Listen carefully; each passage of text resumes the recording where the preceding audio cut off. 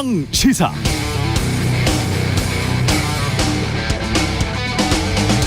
네, 우크라이나는 전투기를 원합니다. 미국에게 부탁하죠. 미국은 자유민주주의 수호를 부르짖지만 그건 안 된다고 못 받고 있습니다. 우크라이나가 러시아 영토를 전투기로 직접 타격하는 건 막고 있는 것이죠. 전쟁의 확전은 바라지 않는 속내를 국내 여론 핑계대며 무마시키는 겁니다. 그러면서 시간 끌고 미국의 국내외 전략 목표 국익 증진을 동시에 추구하려고 하고 있습니다. 당연합니다. 어떤 나라든 그렇습니다. 외교, 국제협상에서 뭔가 불리하면 가장 뒤로 안전하게 숨을 곳은 국내 여론입니다. 국내 여론이 안 좋다. 유권자들이 싫어한다. 이건 민주주의 국가에서 선출직 공무원인 대통령이 상대국 정상에게 내밀 수 있는 훌륭한 카드입니다. 윤석열 대통령도 그랬으면 좋겠습니다. 여론, 지지율 신경 쓰지 않는다는 말 그만하고 오히려 여론이나 유권자 핑계를 대면서 한국의 국익과 자존심은 최대한 지키는 외교를 했으면 좋겠습니다. 일본에도 미국에도 중국에도 다 그렇게 했으면 좋겠습니다. 다양한 의견이 공존하는 자유민주주의 국가의 장점을 최대한 살려서 강제 동원 문제 해법도 전기차 보조금 미국 반도체 지원 법안의 문제도 최대한 한국의 국익에 부합되는 방향으로 조정해 가길 바랍니다. 안 되면 국내 언론 탓, 국회 탓 하십시오. 그것도 방법입니다.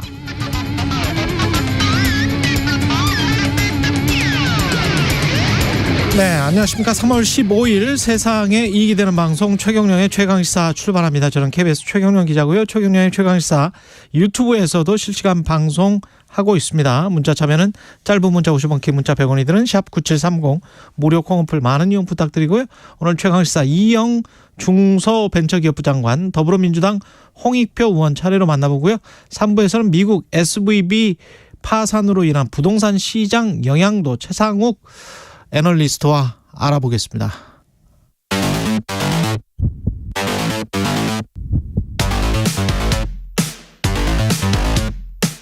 오늘 아침 가장 뜨거운 뉴스 언박싱. 자, 뉴스 언박싱 시작합니다. 민동기 기자, 김민하 평론가 나와 있습니다. 안녕하십니까? 안녕하십니까? 주 69시간 최대 69시간을 한다는 거예요? 그래서 안 한다는 거예요?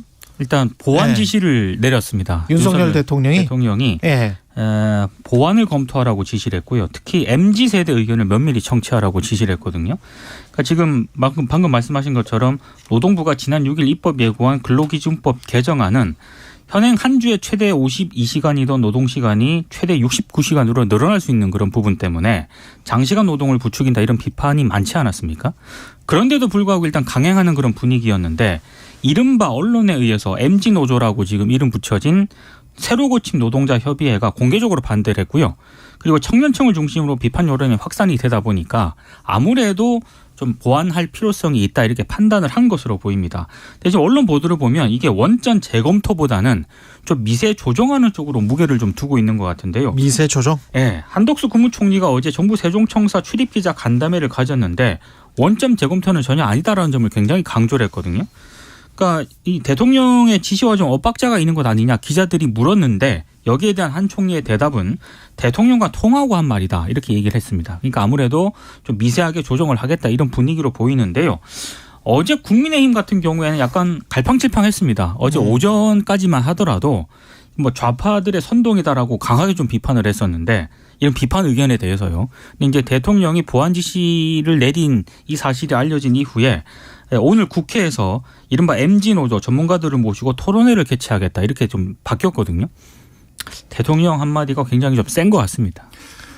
그러니까 이게 온라인상에서 네. 여러모로 비판이 많았습니다. 이 온라인상의 비판이라는 거는 예를 들면 뭐 양대 노총이 뭐 기자회견을 한다거나 또는 뭐 민주당이 뭐 이렇게 우려의 입장을 낸다거나 그런 거하고는 뭐 성질이 지금 다르다라고 대통령실이 판단하고 있는 것으로 보이는데 온라인상의 반발 여론을 극명하게 이제 좀 상징적으로 보여주는 게 그 시간표, 일과표 같은 거 그렇죠. 유행하는 그 이미지가 있습니다.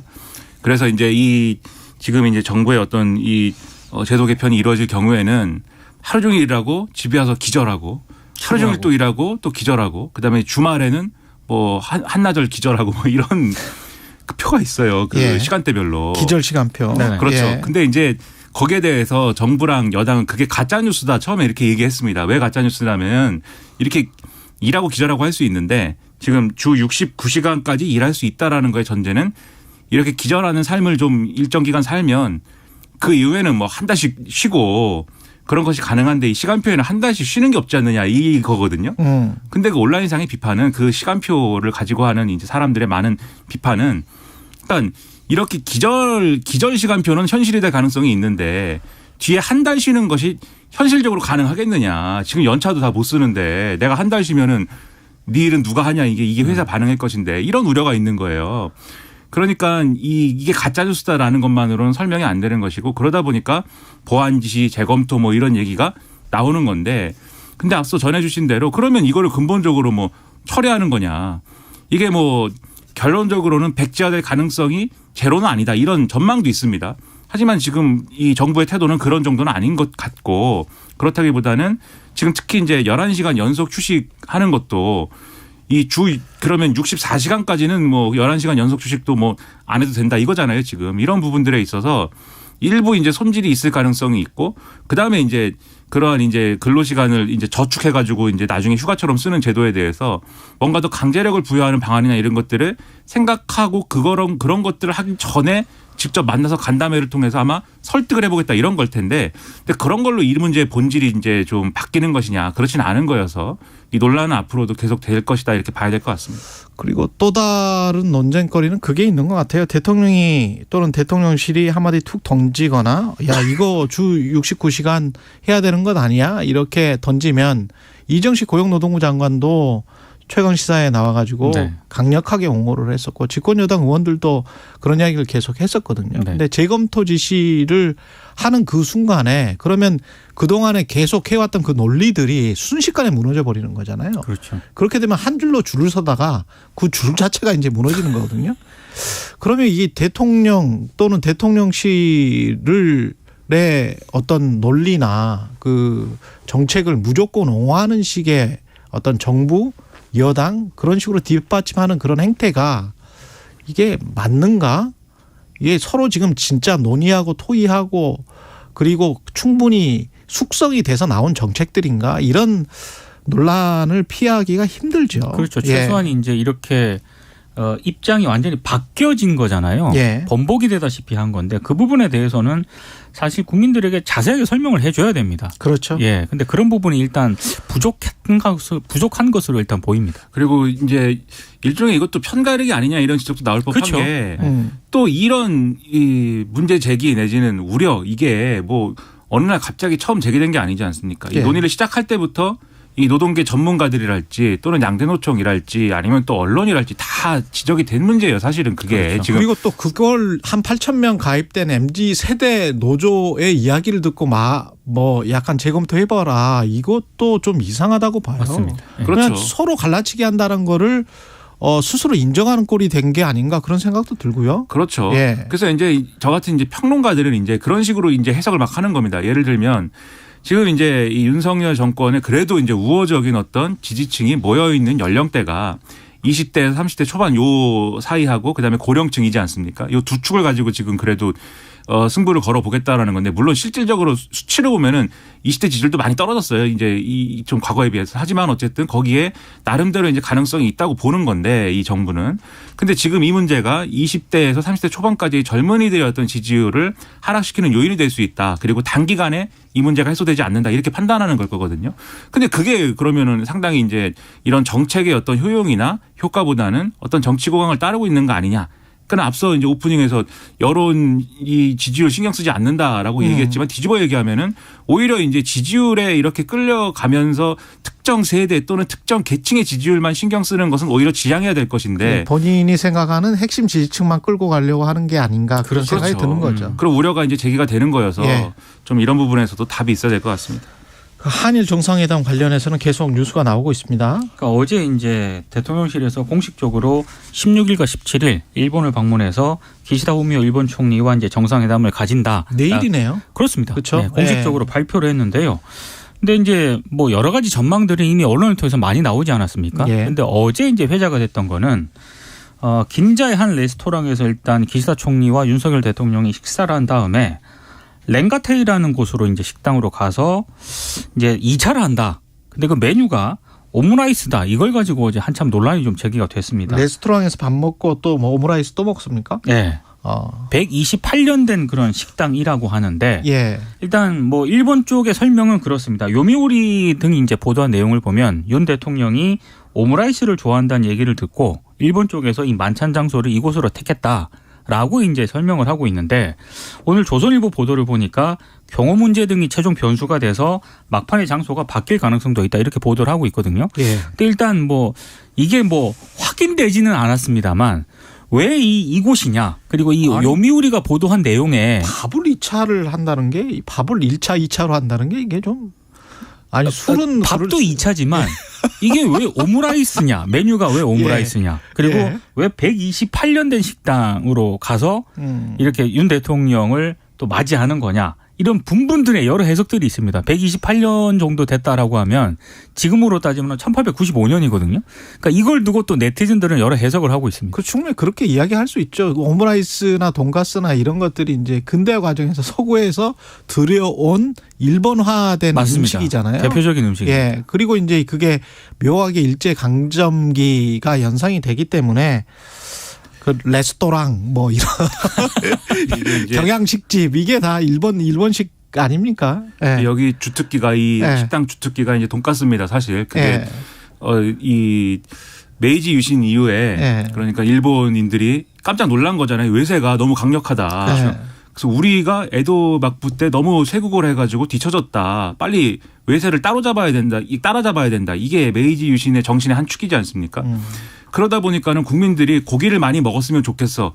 이게 메이지 일왕의 어떤 생각이었어요. 근데 이제 고기를 많이 먹지 않았거든요. 원래 일본인들은. 그런 와중에 고기를 많이 빨리 먹게 만들기 위해서 뭐든지 튀기면 맛있지 않습니까? 그래서 이제 돈가스라는 게 이런 형태로 나온 거다. 이 네. 외국에 이제 그런 음식이 전해지면서 이런 설이 있는데 그렇게 이제 대중화한 식당이거든요. 그런 맥락에서 보면 이게 어떤 메시지 아니야? 이렇게 이제 볼 수 있는 맥락이 있는 건데 근데 지금 보도를 보면은 저는 일본 측이 뭐 그런 메시지를 통해서 우리에게 굴욕을 주려고 뭐 이런 식당을 선정했다. 이거는 좀 우리가 그렇게 생각하기는 좀 어렵지 않나 싶은데 오히려 이제 언론 보도를 보면 윤석열 대통령이 과거에 일본 여행을 가서 오므라이스를 잘 네, 드셨다. 굉장히 감명 깊은 그러한 미식 체험을 했다는 거예요. 이 식당에서.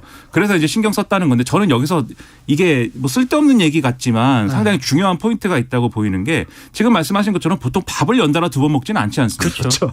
이게 밥을 2차를 하는 건 좀 이상해. 저는 예. 이제 대학생 때는 그렇게도 했습니다. 뭐 1차는 족발, 2차는 탕수육, 3차는 무슨 뭐 어디 뭐 이렇게 해가지고. 가난하게 사셨군요. 네, 그렇죠. 네, 주로 이제 저까지만 배를 가득 예. 채울 수 있는 뭐 이런 거. 근데 이게 쉽지 않은 일정이 왜 정상간 일정이 이렇게 잡히는 쪽으로 논의가 된 거냐. 그런 생각을 해봐야 되는 게 여기가 어쨌든 아주 이렇게 격식이 높은 그런 식당이 아니거든요. 그렇죠. 근데 만약에 한일 정상회담에서 정말 그동안에 이제 한일 간에 쌓였던 문제들이 싹 해소가 되고 이 한일 양국의 국민들이 좀 좋아할 정도의 결과가 도출이 된다라고 하면 이런 좀 격식이 좀 없는 어떤 서민적인 어떤 모습의 그러한 식당에 가서 양 정상이 식사를 하는 것도 좋은 모습이 될 겁니다. 그게 그럼요. 문제라고 네. 생각하지 않을 거예요. 그런데 그럼요. 그게 아니라 네.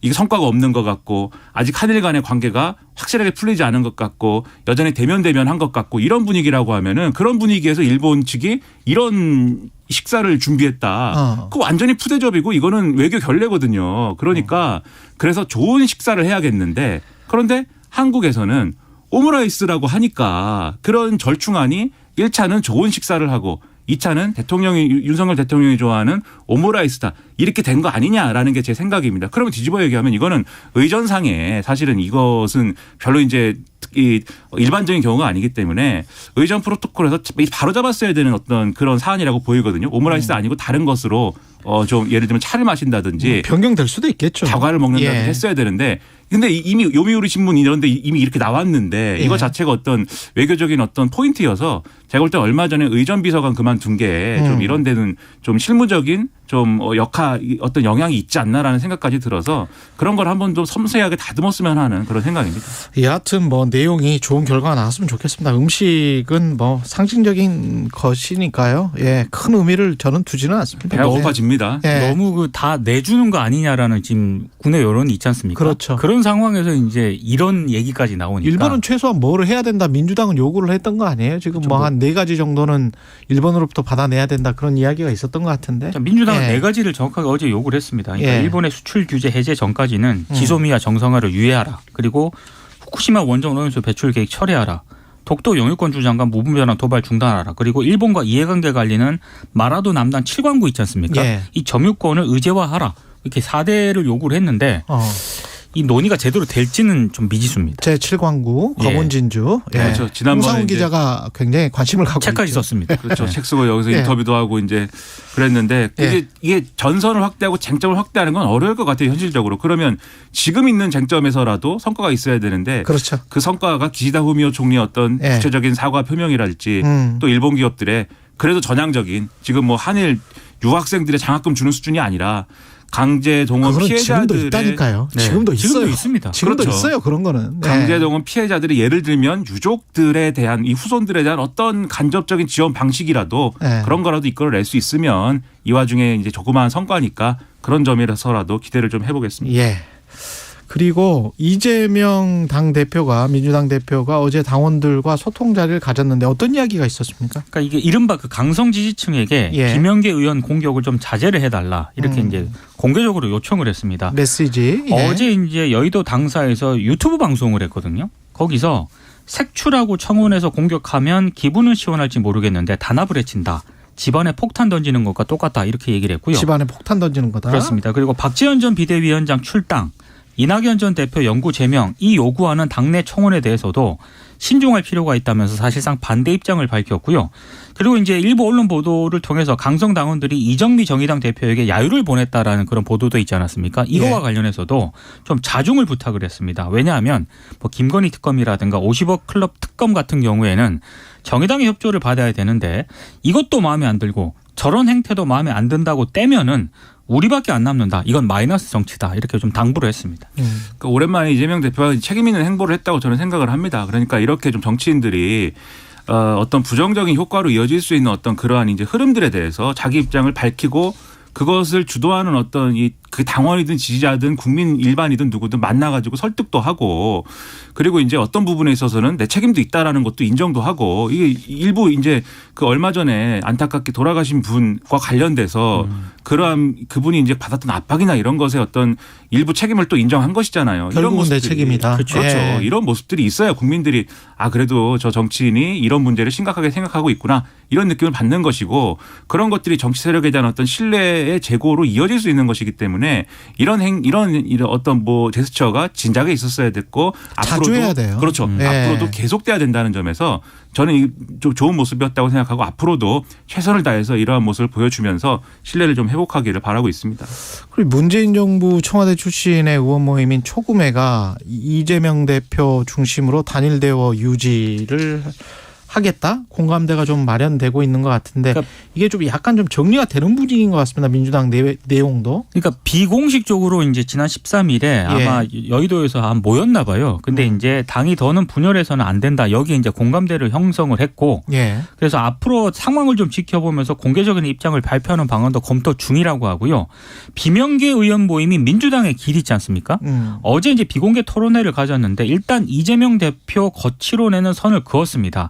근데 다만 어제 토론회 과정에서 몇몇 의원들이 이재명 대표가 자진 사퇴할지 의구심이 든다 이런 발언을 한 것으로 일단 보도가 되고 있고 특히 일부 의원들은 여전히 이재명 대표 퇴진이 필요하다라는 입장인데 대략적인 어떤 분위기는 지금 단계에서는 이재명 대표 뭐 퇴진을 언급하는 것은 조금 자제하는 그런 분위기입니다. 이게 뭐 퇴진을 하니 마니 뭐 언제 퇴진을 하니 뭐 이런 논의는 충분히 해야 되고 그런 어떤 이재명 대표의 이 처신과 관련된 부분도 당의 혁신의 중요한 어떤 논점일 텐데 그 중요한 그 맥락입니다. 맥락이 뭔가 민주당이 거듭나려고 하고 국민들에게 어쨌든 잘 보이기 위해서 노력하는 것 같아. 이런 모습으로 비춰지면 국민들이 그걸 지켜볼 거고요. 보고요. 그게 아니라 저 사람들 또 밥그릇 싸움 하고 있어. 대표직 놓지 않겠다는 그러한 어떤 흐름하고 공천권을 뭔가 챙기겠다는 뭐 그러한 흐름하고 부딪히는 거야. 이렇게 인식이 되면 그거는 국민들이 신뢰하지 않는 것이죠. 그런 논의는 어떤 길로 갈 것인가에 대해서 좀 더 이제 심사숙고해서 좀 이 판단을 해보기를 바랍니다. 5.18 관련 발언으로 논란을 빚었던 김재원 의원 최고위원 수석 최고위원이죠. 국민의힘. 네. 예, 공식 사과했습니다. 대통령실이 어제 좀 입장을 내놓았거든요. 그러니까 좀 김 최고위원 발언은 국민의힘 당론도 아닐 뿐더러 대통령실과 이걸 연결짓는 것은 맞지 않다. 이렇게 입장을 내놓으니까 예. 김재원 최고위원이 갑자기 이제 사과 쪽으로 방향을 급선회했습니다. 그러니까 본인의 발언으로 국민 여러분께 심려를 끼쳐드려 매우 죄송하다. 앞으로 조심하겠다. 이렇게 얘기를 했는데 오늘 조선일보를 보니까요. 그럼에도 불구하고 국민의힘 일각에서는 아니 이게 지금 똑같은 일을 계속 반복적으로 하고 있고 이것 때문에 지난번 총선에서 참패를 했다. 예. 근데 김 최고위원 발언에 엄중히 책임을 물어야 한다. 이렇게 얘기를 하고 있거든요. 그때는 김순례였었나요? 뭐 여러 분이 있었죠. 여러 명이 그렇죠. 있어가지고. 그렇습니다. 예. 그러니까 사과를 한 건 다행이고 잘했다고 생각하는데 대통령실이 이렇게 압력을 행사하기 전에 바로 잡고 애초에 그런 말을 하지 않았어야 했습니다. 그렇죠. 네. 그래서 이제 이미 말을 한 거에 대해서는 뭐 책임을 지시길 바라고 그럼에도 불구하고 뭐 사과를 한 거에 대해서는 좋게 생각하지만 어쨌든 이런 맥락 자체가 국민들이 볼 때는 그렇죠. 매우 신뢰하기 어려운 그러한 정치인의 행태로 보일 것이다. 대통령실이 그렇게 생각합니다. 만약에 말을 안 했다면 사과했을까? 바로 사과하지는 않았을 거라고 추정합니다. 예, 여기까지 하겠습니다. 뉴스 언박싱 민동기 기자 김민하 평론가였습니다. 고맙습니다. 고맙습니다. KBS 1라디오 최경영의 최강시사 듣고 계신 지금 시각 7시 41분입니다. 최강시사 출근길 날씨 정보입니다. 오늘 비 소식이 살짝 들어있는데 양이 적어서 건조함은 유지되겠습니다. 오늘 낮부터 저녁까지 경기 북동부나 강원 영서 중북부에 비 예보고요. 5mm 미만입니다. 그 밖에 중부나 경남 해안은 빗방울 정도 떨어지겠고요. 오늘 따뜻한 남서풍이 불어와서 남부지방은 20도의 기온을 넘겠습니다. 대구 22, 광주 21, 강릉 20도 기록하겠고요. 오늘 서울은 13도까지 오르면서 서울은 어제보다 2, 3도 떨어지겠지만 평년보다 높은 기온 이어지겠습니다. 내일과 모레 이틀간은 서울의 아침 기온이 0도에서 1도 사이를 맴돌면서 다시금 추워지는 곳이 많겠고요. 아침 추위 감안하셔서 내일과 모레 이틀간은 좀 따뜻하게 입어주셔야 됩니다. 낮 기온은 당분간 평년과 비슷하거나 높아서 일교차는 그만큼 크게 벌어지겠습니다. 환절기 건강관리 신경을 쓰셔야 되겠고요. 오늘 미세먼지 농도 대부분 좋음에서 보통인데 서울이나 경기 일부 그 밖에 전국 곳곳에 건조특보는 유지가 돼 있습니다. 현재 서울 기온은 8.5도입니다. 최강시사 출근길 날씨 정보 최영우였고요. 계속해서 이 시각 교통 상황은 KBS 교통정보센터 이승민 씨가 정리해드립니다. 네, 시각 교통 상황입니다. 서울 시내 분당 수서로 성남 방향으로 자곡나들목 부근 2차를 고장난 차량이 있습니다. 여파 때문에 청담대교 북단부터 밀리고 있고요. 반대 청담대교 방향은 복정에서 탄천 1교까지 정체입니다. 영동고속도로 강릉 방향으로 서창에서 월곶까지, 반월터널에서 부곡까지나 용인에서 양지터널까지 정체가 되고요. 이후 양지나들목 부근 사고 여파로 짧게 밀립니다. 제2경인고속도로 성남 방향은 문학에서 서창 분기점까지 정체입니다. KBS 교통정보센터였습니다. 오늘 하루 이슈의 중심. 당신의 아침을 책임지는 직격 인터뷰. 여러분은 지금 KBS 1라디오 최경영의 최강시사와 함께하고 계십니다. 네, 미국 벤처 스타트업의 자금줄 역할을 했던 실리콘밸리 은행이 파산하면서 국내 벤처 스타트업계까지 파장이 미칠지 걱정이 좀 있습니다. 그래서 중소벤처기업부가 종합적인 파악에 들어갔다는데요. 중소벤처기업부의 이영 장관 연결돼 있습니다. 안녕하세요. 네, 안녕하세요. 예, 우리가 SVB와 거래해서 손해를 지금 보는 은행 아니 스타트업 벤처기업들이 있나요? 현재는 없는 것으로 파악되고 있습니다. 그렇군요. 예. 네네. 지금 아시는 것처럼 미국 정부에서 예금 보호를 전액 보장하겠다고 발표를 했고요. 그렇죠. 예, 그리고 또 이제 그 스타트업이 일반적으로 고객이었던 SVB에 비해서 예. 일반 기업들, 일반 금융 그 은행들은 개인 고객을 위주로 하고 있기 때문에 그렇죠. 지금 전문가들은 금융 시스템의 전반적인 리스크로 번질 가능성은 좀 낮다라고 보고 있습니다. 그래서 예. 그 중소벤처기업부에서도 국내 스타트업에 미치는 직접적인 영향은 적을 것으로 추정되나 이제 이런 사고가 한번 터지면 이제 그 소위 말하는 VC들, 벤처 기업들, 스타트업에 투자하는 그 캐피탈 기업들 같은 경우는 예. 리스크 관리를 강화하게 당연하죠. 되거든요. 예. 그러면 이제 투자 심리로 이루어질 수 있어서 예. 그 부분 예의주시하고 있고요. 저희가 그 전 세계 글로벌 펀드를 운영하고 있습니다. 그래서 이번 SVB 그 파산 영향으로 어떤 그 피해들이 있는지는 현지에 있는 운영사를 통해서 파악 중에 있습니다. 지난번에 레고랜드 사태가 났을 때도 제가 벤처 투자업계에 다니시는 분들이 그 전부터 돈이 좀 쪼였다고 그러더라고요. 네네. 그래서 굉장히 좀 힘들었고 지금 뭐 고금리 상황이라서 그 이후에 또 금리가 또 올랐기 때문에 더 미국 같은 경우에 그래서 이제 네네. 우리도 힘들 것 같은데 그렇게 되다 보면 투자금으로 사실은 사업 활동을 영위하는 중소기업이랄지 벤처기업들 같은 경우는 당장 매출이나 순이익이 발생하지 않기 때문에 굉장히 힘들고 그게 바로 이제 고용에 영향을 미칠 것 같아서 그 부분도 좀 어떻게 보세요? 실물 경제 쪽으로 전이되지 않을까 그 우려는 어떻게 생각하십니까? 실제로 지금 국내 벤처 투자가 예. 작년 하반기부터 좀 꺾이고 있습니다. 꺾이고 있는 추세에 대해서는 저희가 굉장히 아주 진지하게 보고 있고요. 예. 근데 이제 보시면 2019년도, 2020년도에 실제 벤처 투자 금액이 4조 3천억이 집행이 됐습니다. 그런데 2021년도에 7조 7천억이 됐거든요. 그래서 예. 거의 2배 가깝게 됐습니다. 그래서 작년에 이제 꺾인다고 많이 우려를 했는데 실제 마감을 하고 나니 6조 8천억이 됐습니다. 그러니까 2019년, 2020년도에 비해서는 57.1%나 증가한 상황이었고요.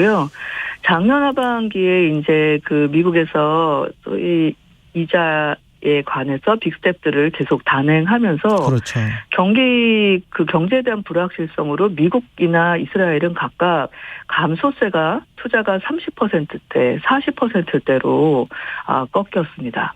그런 거에 비하면은 우리나라는 지금 보시면 19년, 20년에 비해서도 월등히 높고 21년에 비해서는 소폭 감소한 상황이고요. 또 실제로 투자를 받은 기업 수를 작년 12월 말 기준으로 조사를 했더니 21년도보다 늘었습니다. 늘고 3년 미만의 초기 기업들은 보통 이렇게 경제가 불확실해지면 투자를 안 하는데 최초로 또 2조 원을 돌파를 했습니다.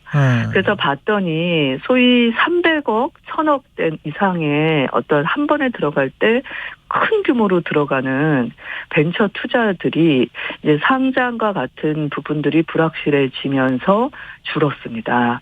그래서 작년에는 전반적인 총 금액이 꺾이고 있어가지고 부정적인 신호가 있었지만 실제로는 대규모 투자 부분이 좀 타격이 있었고 그나마 선방을 한 걸로는 결론이 나왔습니다.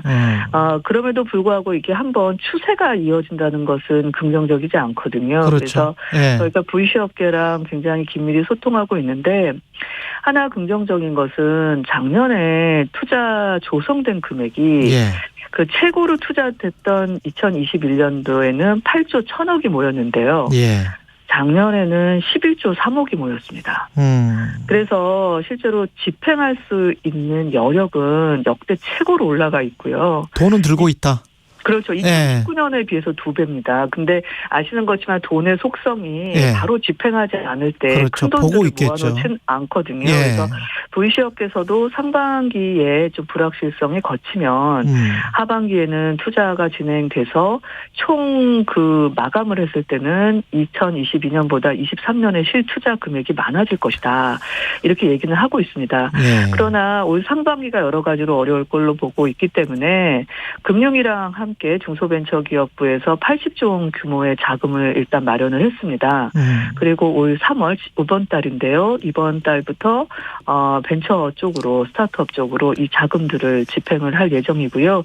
이 중에 한 53조 원이 벤처 스타트업을 위한 기술 기업의 혁신용 자금입니다. 그렇군요.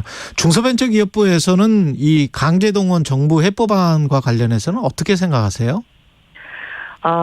저희는 일단 지금 최근 한일 관계 개선을 하기 위해서 윤 대통령께서 대선 공약 중 하나인 김대중 오부치 정신을 계승해서 미래지향적으로 한일 관계를 나아가자라고 결단을 내리고 이번에 결정된 사안입니다. 예. 물론 피해자분들의 입장에서 일본 정부에 대한 아쉬움이 여전히 남아있는 것은 분명합니다. 하지만 한일 관계 개선을 통해서 지금 급변하는 이 대외적인 면에서 경제 안보나 국제 통상에 함께 대응해야 되는 것은 늦출 수 없는 당면 과제가 되었거든요. 그래서 이번에 이제 방일을 진행하시게 되는데 이번 방일을 통해서 이제 양국이 과거의 불행한 역사도 극복을 하고 안보, 경제, 사회, 문화의 다방면에서도 협력을 확대해서 좀 미래지향적인 관계로 발전해 나아가기를 저희 중소벤처기업부도 바라고 있고요. 예. 좀 말씀 주신 부족한 부분들에 대해서 일본 정부나 일본 기업들이 조금 이번 방일에서도 그렇고 좀 진전된 모습을 보여주기를 바라고 있습니다. 직장인 대부분이 사실 우리나라 직장인 대부분이 중소기업에 지금 근무를 하고 있는데 주당 최대 69시간 관련해서는 사실 중소기업에서 일하시는 분들이 가장 신경을 쓸 것 같습니다. 어떻게 보십니까? 이거는 지금 재검토를 한다고 대통령이 밝혔는데 어떻게 될 것 같습니까? 지금 그러니까 입법 예고를 이 법안에 대해서 진행한 상황이고요. 예. 다음 달 중순까지 지금 다양한 의견을 청취하게 되어 있습니다. 예. 저희 중소벤처기업부에서도 고용노동부 측에 굉장히 많은 의견을 이 중소기업이랑 스타트업계의 의견을 전달을 하고 있거든요. 그래서 지금 관련해서 저는 면밀히 청취하고 검토하라는 취지로 말씀하셨다고 이해하고 있고요. 예. 입법 예고라는 것 자체가 그런 과정입니다. 그래서 놓친 부분이 있으면 보완하고 조금 그 방향을 선회해야 되는 부분은 좀 관련돼 갖고 첨가를 하고 하는 부분이 집행돼야 되는 시기이기 때문에 조금 더 많은 이야기를 더 듣고 또 국민 여러분들이 오해하고 있는 부분들에 대해서는 자세한 홍보가 필요한 시기라고 생각합니다. 전면 백지화될 가능성도 있나요? 어떻게 보세요? 근데 굉장히 많이 노력을 했고 업계에 대한 그 청취도 상당 시간 이루어졌던 것이기 때문에 저는 실제로 이 법안에 대해서 취지나 내용을 충분히 설명을 드리고 관련돼서 청취한 부분을 반영을 한다면 전면 백지화까지는 가지 않지 않겠나라고 개인적으로 생각하고 있습니다. 그렇군요. 예. 이번에 스타트업 10개사 중동에도 다녀오셨죠? 네, 그렇습니다. 예. 거기에서는 좀 환대를 받으셨습니까? 예. 아니, 정말 제가 아주 놀라운 경험을 했는데요. 제가 UAE랑 사우디 두 곳을 다녀왔습니다. 작년에 이제 사우디의 빈살만 그 황태자께서 오셨고, 또 그 이후에 이제 사우디와는 양국이 이제 협력 관계가 굉장히 가속화되고 있어서 저희 중소벤처기업부에서도 직원들이 실무단 그 진행을 계속 했습니다. 사우디에 들어가서. 그리고 저도 그 다보스에서 사우디에 있는 투자부 장관님을 비롯해서 많은 관계 인사들을 또 만났고요. 그래서 이번에는 사우디의 최대 스타트업 축제인 비반이라고 있습니다. 그래서 그곳에 제가 이제 기조연설자로 초청을 받고 저희 스타트업들을 15대 1의 경쟁률을 뚫고 선발된 10개사랑 동행을 했습니다. 동행을 해서 아주 의미 있는 시간을 가졌고요. 특히 총 이 비반에 500개의 스타트업이 참여를 했었는데요. 그 중에 저희가 아주 상위의 랭크가 돼서 좋은 낭보가 있었습니다. 각각 1등, 2등을 했고요. 그리고 관련해 갖고는 저희도 많이 홍보를 할 생각입니다. 모든 나라들에서 스타트업 유치하려고 콘테스트 같은 걸 많이 하는군요. 네, 왜냐하면 이제 그 디지털 경제로 가면서 기존의 대기업으로 유지되던 산업으로는 더 이상 안 되니까 신산업을 계속 발굴해야 되다 보니까 스타트업 열기가 전 세계가 뜨겁습니다. 그래서 그래서 네. 이번에 사우디에서는 공동펀드 조성하는 것과 네. 또 리야드의 글로벌 비즈니스 센터를 설립하는 것 등 네. 다양한 이야기들을 나눴고요. 곧 상반기 안에 가시적인 결과를 좀 국민 여러분들께 보여드릴 수 있을 것 한 같습니다. 30초 남았는데 이번에 한일 그 대통령 가실 때 일본에 내일 가실 때 네네. 그 중소벤처기업계도 좀 갑니까? 중소벤처기업계도 같이 수행을 갑니다. 아 그렇군요. 네. 알겠습니다. 좀 성과가 있었으면 좋겠습니다. 예, 여기까지 네. 듣겠습니다. 고맙습니다. 네, 감사합니다. 예, 중소벤처기업부의 이영 장관이었습니다. 고맙습니다. KBS 1라디오 최경영의 최강시사 1부는 여기까지고요. 잠시 후 2부에서는 더불어민주당 홍익표 의원 만나보고요. 한 번 더 뉴스 준비되어 있습니다.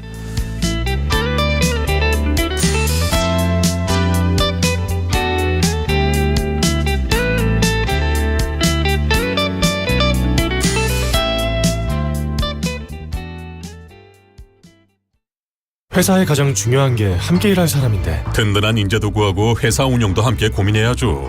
사장님, 아직 모르세요? 청년을 채용하는 중소기업을 도와주는 청년일자리 도약장려금. 올해부터 2년간 1,200만 원으로 더 크게 지원합니다. 청년에겐 기회를, 기업에겐 활력을. 청년 일자리 도약 장려금. 취업 포기하고 싶었죠. 일하고 싶은데 내 자리는 없는 것 같았어요. 그런데 청년일자리 도약 장려금 덕분에 제 자리를 찾았어요. 청년에겐 기회를, 기업에겐 활력을. 청년 일자리 도약 장려금. 올해부터 2년간 1,200만 원으로 더 크게 지원합니다. 지금 검색창에 도약 장려금을 입력하세요. 처음에 저희가 간 곳이 안타키아 고등학교 그 부근입니다.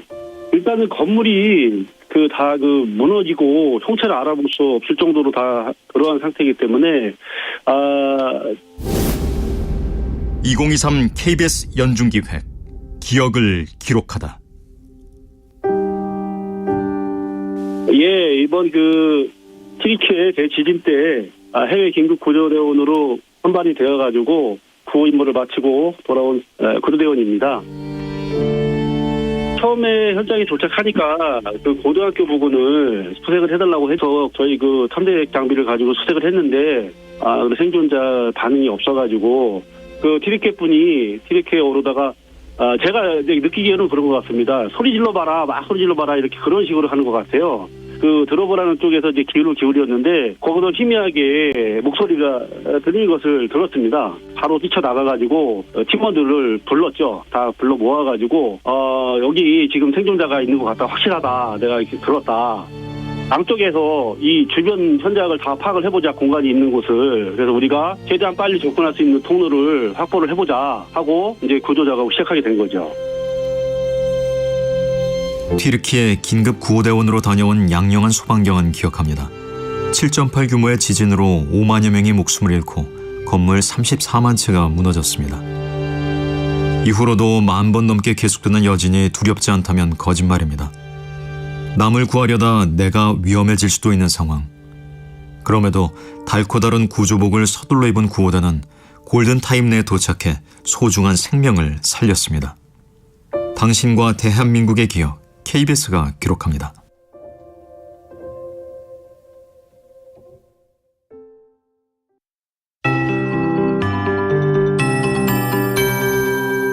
KBS 58분 날씨. 오늘 남부지방의 기온은 따뜻한 남서풍이 불어와 20도 이상을 보이는 곳이 많겠습니다. 강릉이 오늘 20도까지 오르고 광주 21도, 대구는 22도까지 오르겠고요. 세종시가 17도, 서울 13도 등 전국이 10도에서 23도 분포 보이겠습니다. 서울은 어제보다 2도 정도 떨어지겠지만 여전히 평년보다는 기온이 높겠고요. 남부지방의 기온이 부쩍 오르면서 아주 따뜻하겠습니다. 대기는 건조합니다. 오늘 낮부터 저녁 사이 경기 북동부와 강원 영서 중북부에 비 예보가 있긴 한데 양이 5mm 미만이라서 워낙 적겠고요. 또 그 밖에 중부지방과 경남 해안은 오늘 빗방울 정도 떨어질 전망입니다.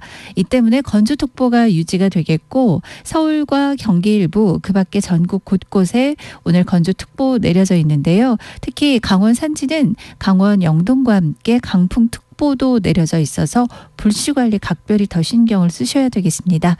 오늘 미세먼지 농도는 대부분 좋음에서 보통 상황 이어가겠습니다. 현재도 깨끗한데요. 다만 오늘 밤에 국외 미세먼지가 들어오면서 충청과 전북으로는 일시적으로 미세먼지 농도 나쁨 예보가 예상됩니다. 내일과 모레 이틀간은 아침 추위가 다시금 찾아와서 0도 안팎의 추위 보이는 곳이 있겠습니다. 현재 서울 기온은 9.5도입니다. 최영우였습니다.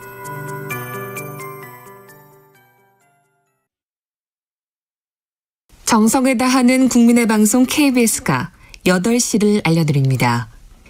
AM 711kHz, FM 97.3MHz, KBS 1라디오입니다. HLKA.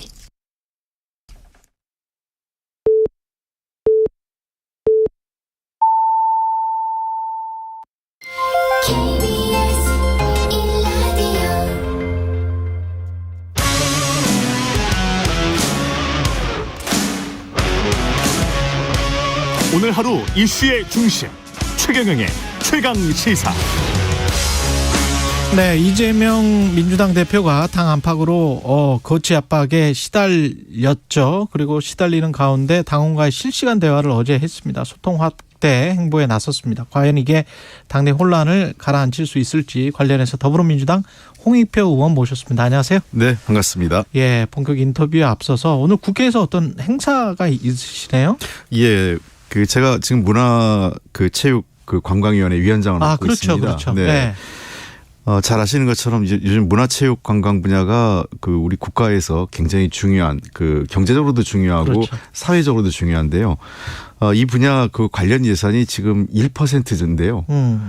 1% 된 게 지난 김대중 정부 2000년에 예. 박지원 장관 때 1%가 됐습니다. 국가 예산에서 예. 차지하는 비중이. 예. 그때 박지원 장관이 내가 힘 있는 장관이라고 자랑을 굉장히 많이 하시는데 지금 현재 1.05%밖에 안 돼요. 그러니까 20년 넘게 정체돼 있었는데 이 분야의 예산을 2%로 단계적으로 해서 한 4, 5년 내에 2%까지 가자 하는 내용입니다. 제가 이 주장을 하는 이유는 뭐냐면 첫째는 문화예술 체육 관광 분야가 우리 삶에 그러니까 이 국민 행복 지수에서 가장 중요한 분야이기 때문에 그렇고요. 그다음에 두 번째는 우리나라의 새로운 성장 동력으로 이 분야가 굉장히 중요합니다. 예. 실제 제조업 분야에 비해서 고용 창출 효과가 최소한 3배에서 5배 이상 나오는 것으로 지금 분석이 되고 있고요. 또 우리나라 젊은 2030 세대가 좋아하는 질 좋은 일자리가 이 분야에 굉장히 많이 있습니다. 네. 그래서 이쪽에 새로운 성장 동력과 고용 창출 분야 효과가 있고 그다음에 마지막으로 우리나라 국가 브랜드가 최근 들어서 굉장히 높아진 데는 K컬처, 소위 한류라고 하는 그렇죠. 영향력이 굉장히 컸거든요. 예. 그래서 이 한류의 국제 경쟁력을 계속 유지하기 위해서는 이 분야에 좀 투자를 좀 늘려야 된다. 그래서 이 분야에 대한 예산을 좀 늘리는 것은 그냥 재정 부담을 늘리는 게 아니라 미래에 대한 투자다 이렇게 생각합니다. 생각해 보니까 그러네요. 미국이나 유럽이나 관광국의 비중이 GDP에서 굉장히 좀 크거든요. 예. 박물관도 주민들은 공짜로 가고 그렇습니다. 그러니까 굉장히 만족도가 높은데 한국도 좀 그런 시설들이 그리고 K컬처를 제대로 좀 즐기고 만끽할 수 있는 해외 관광객들이 이렇게 올 수 있는 시설들이 있었으면 좋겠는데. 예. 그래서 오늘 행사에는 예. 많은 분들이 함께해 주세요. 그러니까 그래서 예술인 총회연합회, 대한체육회 등등 예. 산하단체 모든 분들이 이번 행사에 대해서는 굉장히 기대감을 갖고 앞으로 해야 될 우리 국가적 과제라고 공감될 형성이 돼 있습니다. 예. 이제 당 이야기를 좀 해보겠습니다. 당 분위기는 지금 전 비서실장 사망으로 좀 술렁이었었는데 어떻습니까 지금은?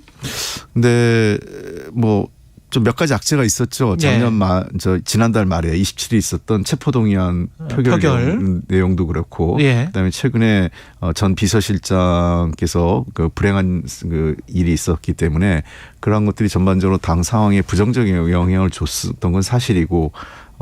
이재명 대표도 굉장히 어떤 심리적으로 타격을 좀 받으신 것 같아요. 그러나 도리어 어려운 상황이 되면서 당내에 더 이상 이게 분열되거나 당내 갈등이 깊어져서는 더 큰 민주당 전체 위기가 확산될 가능성이 높다 하기 때문에 최근 들어서의 분위기는 조금 더 절제되고 분열적 언행을 자제하려고 하는 노력들이 좀 확산되고 있습니다. 그렇군요. 어제 그 당원과의 실시간 대화 여기에서 어떤 공감대가 이루어진 겁니까? 아니면 이른바 이제 비명계 의원들도 비슷한 생각을 갖게 되는 겁니까? 어떻게 보세요? 우선 대표께서 직접 나섰던 거죠. 예. 그동안 뭐 소위 우리 당내에서 이제 분열적 언행들이 횡행했습니다.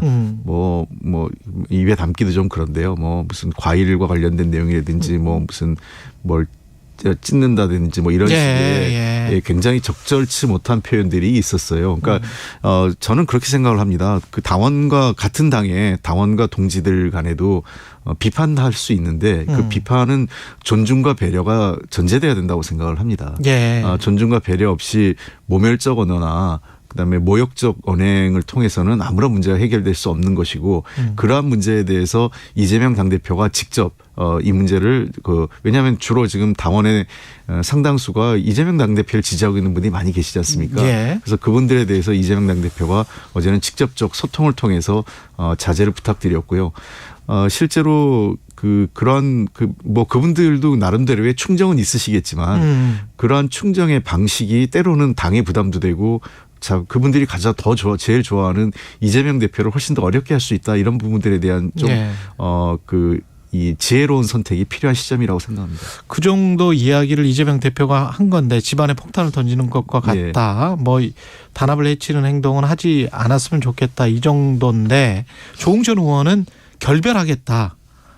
땡땡들과는 결별하겠다 정도의 단호한 경고 메시지가 있어야 된다. 뭐 이렇게 주장을 했는데 어떻게 생각하세요? 저는 뭐 이제 과정의 시작이라고 생각합니다. 과정의 시작이다. 왜냐하면 뭐 어제 이재명 당대표가 한마디 한다고 해서 그분들이 바로 바뀐다 이렇게 생각하지 않습니다. 그렇군요. 다만 이제 이러한 노력들이 이재명 당대표를 중심으로 해서 시작돼야 되고요. 그게 이재명 당대표 같은 경우는 어떤 의미에서는 한때는 제일 큰 피해자 중에 한 분이었습니다.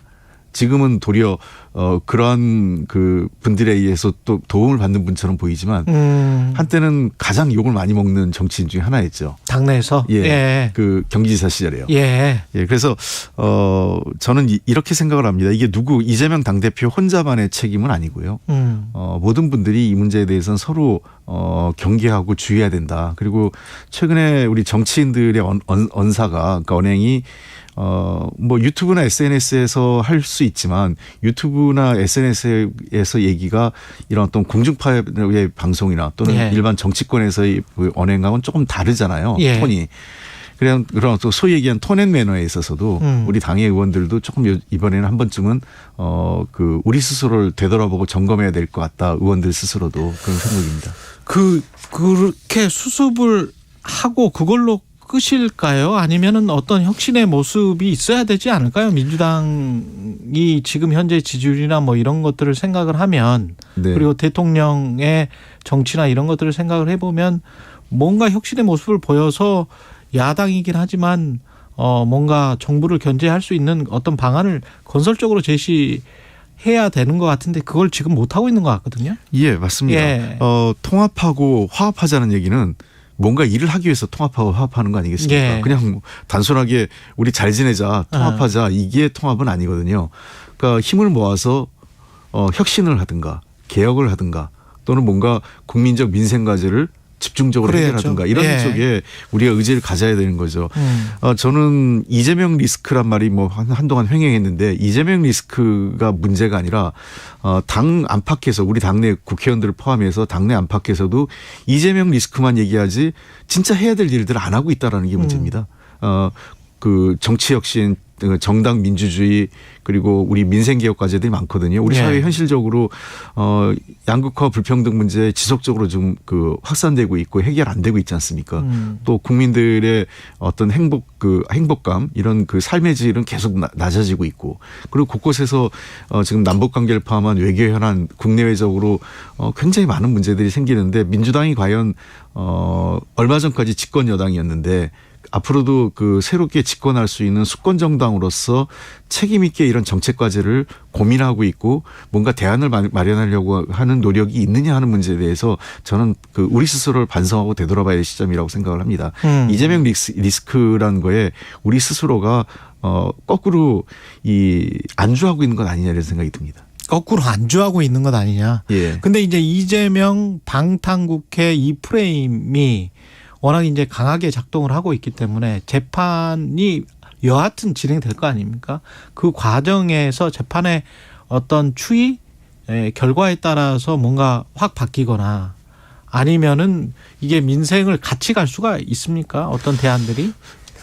글쎄요, 이제 뭐 좀 그거에 대해서 우려를 하시는 분들이 계십니다. 예. 소위 이제 비명이라고 하시는 의원님들의 상당수에서는 당대표의 사법적인 문제가 계속 진행되면 민생 문제가 같이 부각되기 어렵지 않느냐. 묻혀버리는 거 아니냐. 예. 그런 지적을 하시는 분이 있는데 뭐 그 부분도 일정 정도 뭐 일리가 있습니다만 사실 그동안 제대로 된 민생기업까지 우리가 짚어내지도 못한 면도 있었습니다. 그래서 저는 앞으로 그동안 검찰의 시간이 지나고 이제는 공개적인 좀 더 균형 잡힌 사법부의 시간으로 갔지 않습니까? 예. 그래서 그거는 그것대로 좀 진행이 가능하다고 보고요.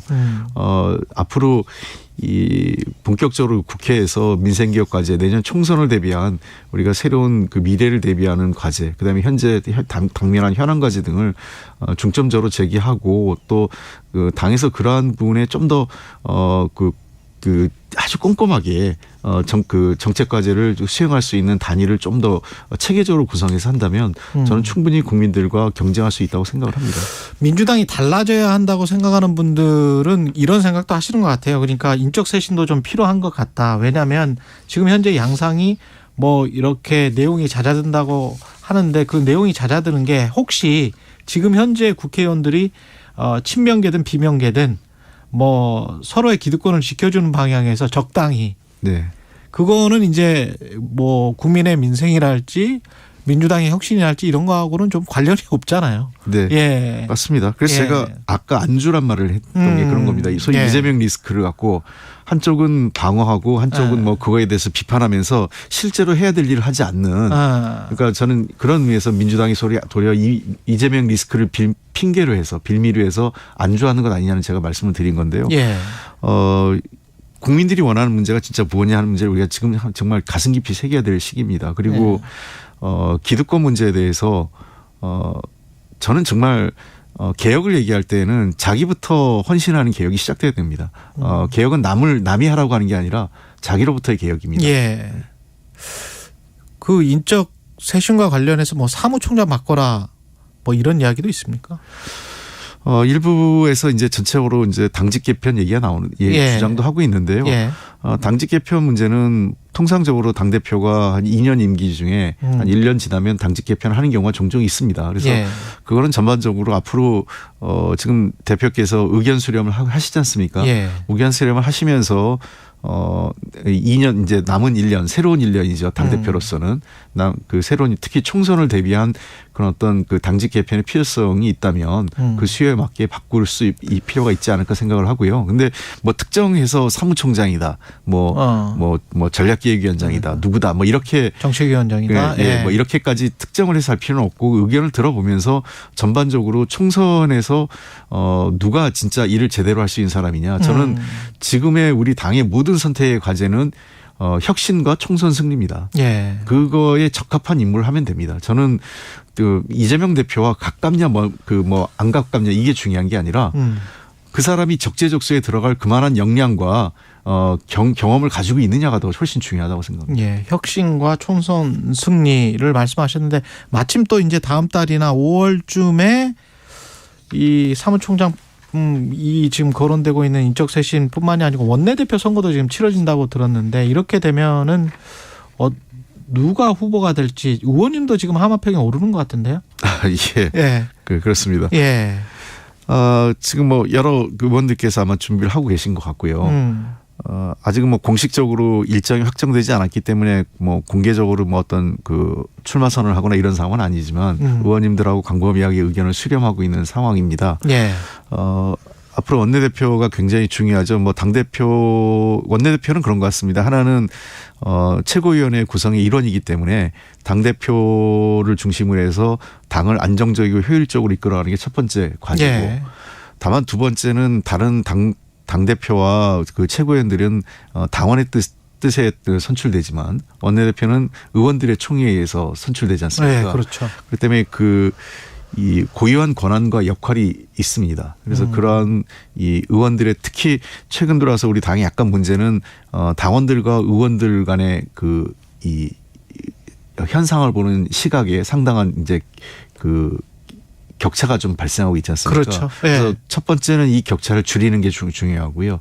두 번째는 그 격차를 현실적으로 인정하고 어떻게 이 당이 선택과 결정에 그러한 그 격차를 반영해서 조정해 나갈 것이냐 하는 문제이기 때문에 그런 측면에서 원내대표는 상당한 균형자 역할을 좀 할 수 있고요. 그리고 두 번째는 특히나 민생 과제는 국회를 중심으로 이루어지지 않습니까? 그래서 이 원내대표가 어떤 메시지 그리고 어떤 이미지로 이 그 국정 현안을 그 당면 현안 과제를 대하느냐에 따라서 당이 민생 과제에 좀 더 집중하는 모습을 부각할 수도 있다 이렇게 생각합니다. 예. 그 결심은 하신 겁니까? 예, 상당 부분. 네, 출마의 결심은 하신 거고. 당 외의 상황을 좀 보겠습니다. 김기현 대표를 오늘 이재명 대표가 만날 예정인 것 같고요. 여야 협치가 가능하겠습니까? 김기현호 출발하면서. 글쎄요. 예. 김기현 대표가 사실은 뭐 과거 원내대표 시절에는 굉장히 좀 터프한 그때 야당 원내대표였으니까요. 셌죠. 예. 예. 그 거칠게 여당을 공격했던 경험이 있기 때문에 과연 뭐 원만한 그 협치를 할 수 있을까 이런 생각은 있는데 또 개별적인 의원들과 여야 의원들 간의 관계에서는 비교적 원만하게 또 해왔던 부분이 있으세요. 그래서 아마 그 시절에는 야당이 원내대표이기 때문에 그랬지 않을까 생각을 하고 지금은 본인의 위치가 여당 당대표지 않습니까? 여당의 당대표라는 것은 사실은 좀 더 국정 과제, 국정 현안에 있어서 야당에게 좀 더 여유 있게 양보도 하고 그 품을 넓게 해서 가는 자세가 필요하거든요. 그런 측면을 좀 기대를 해보겠는데 아직까지는 모르겠습니다. 좀 현재는 반반인데요. 일단은 뭐 이재명 당대표하고 서로 만나면서 어떻게 물꼬를 트는지가 중요하고요. 저는 한 가지 제안한다면 이제 김기현 당대표도 새로 뽑혔고 이재명 당대표의 소위 검찰 수사가 다 끝났지 않습니까? 기소 단계니까요.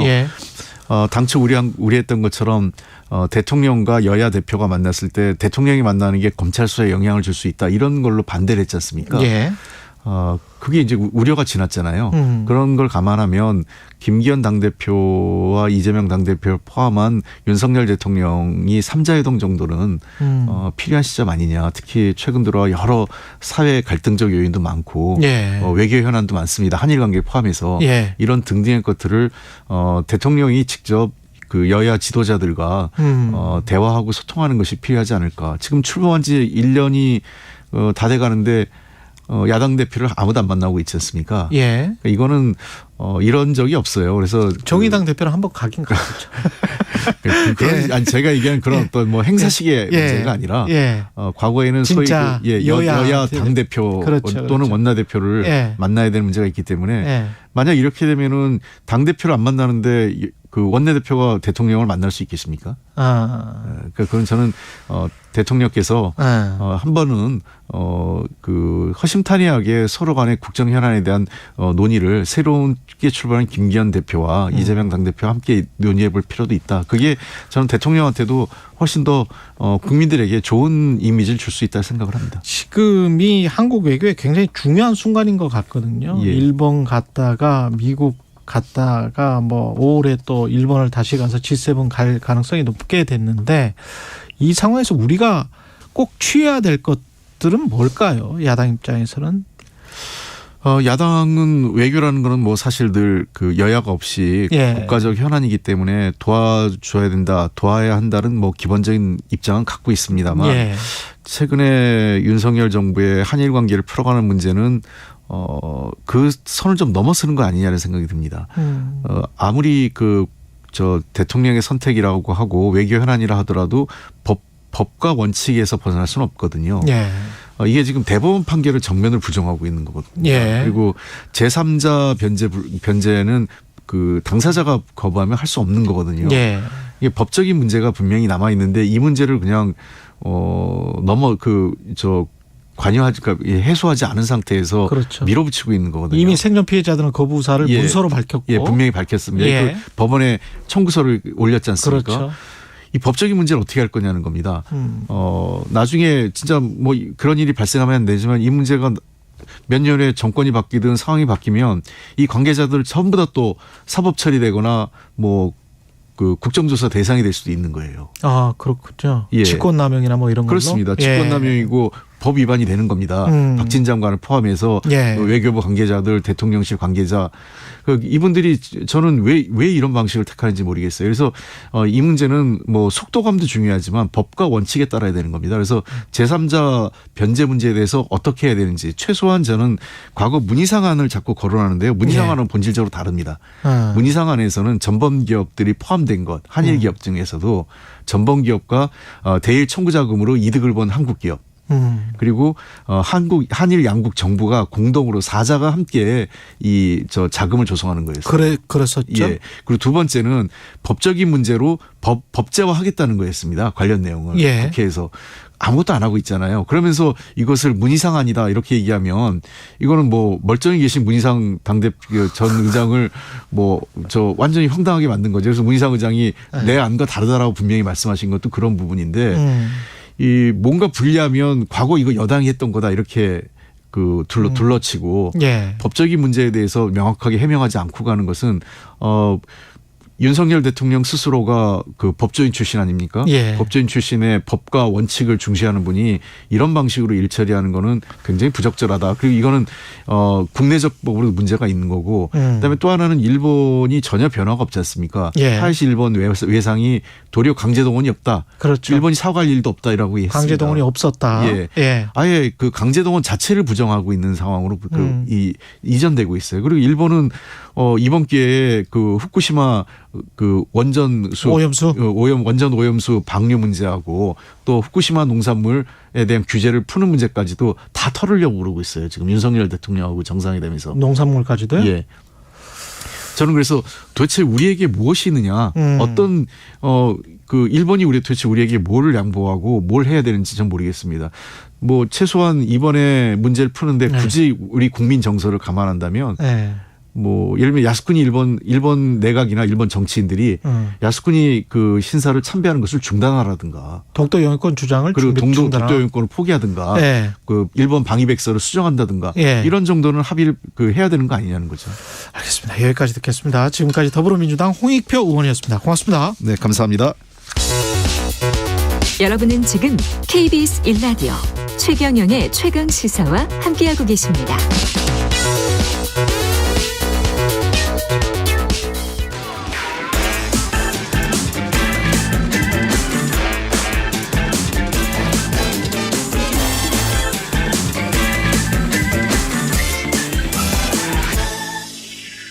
네, 최경영의 최강시사 한 번 더 뉴스 오늘은 경향신문 박순봉 기자와 함께하겠습니다. 안녕하십니까? 네, 안녕하세요. 로톡이라고 변호사들을 아름아름 소개해주는 어플이 있는데 이게 굉장히 좀 유망했었는데 지금 감원도 하고 사옥도 내놨습니다. 네, 예. 지금 사업 중단 위기다 이런 말까지 나올 정도인데요. 예.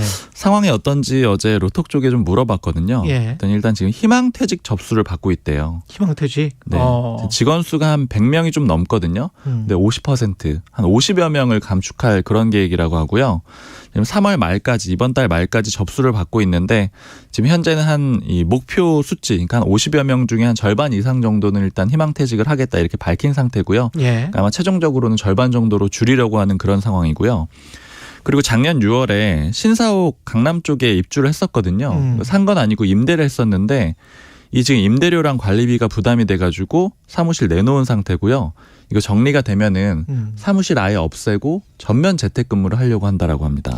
이게 왜 중요하냐, 우리 일상과 뭔 관련이 있냐, 뭐 이렇게 생각하실 수도 있을 것 같은데 로톡과 대한변협 뭐 변호사 단체들과의 갈등은 굉장히 좀 보도 많이 됐었고. 맞습니다. 이게 어떤 의미가 있는 회사예요? 일단은 지금 그걸 좀 보시면 좋을 것 같아요. 예전에 타다 사태 좀 기억하시는 그렇죠. 분들이 있을 텐데 기존의 택시 업계하고 새로운 플랫폼 서비스가 들어오면서 그렇습니다. 갈등이 일어났는데 결과적으로 이제 혁신 기업이라고 불리는 타다는 퇴출이 됐죠, 오히려. 그렇습니다. 좀 그런 형태랑 비슷하다라고 좀 보시면 될 것 같아요. 로톡이 좀 유망한 편이었거든요. 왜냐면은 이제 그 프리 시리즈 C 투자를 받았어요. C 투자 받았으면은 스타트업 중에는 상당히 궤도에 올랐다 이렇게 좀 평가가 되는 상황인데 예. 결과적으로는 지금 대한변호사협회 그러니까 네. 변협하고 갈등을 빚으면서 회사가 이렇게 어려워진 겁니다. 이 역사 자체가 일종의 그 변호사 단체와의 갈등의 역사다 이렇게까지 맞아요. 표현을 할 수가 있거든요. 예. 왜냐하면 처음에 등장을 했을 때 이제 변협 같은 데서 이 로톡 서비스에 등록한 변호사들 그리고 이제 로톡을 상대로 이 변호사법 위반이다 이렇게 고발을 하기도 했었고요. 로톡이 뭐 하는 회사인지는 먼저 설명을 좀 해주시고. 아, 네. 예. 이제 아까 이 택시 서비스, 예. 뭐 타다 이런 거 설명을 드렸는데 중개 서비스라고 보시면 돼요. 그렇죠. 이 어플에다가 변호사가 자기 등록을 해요.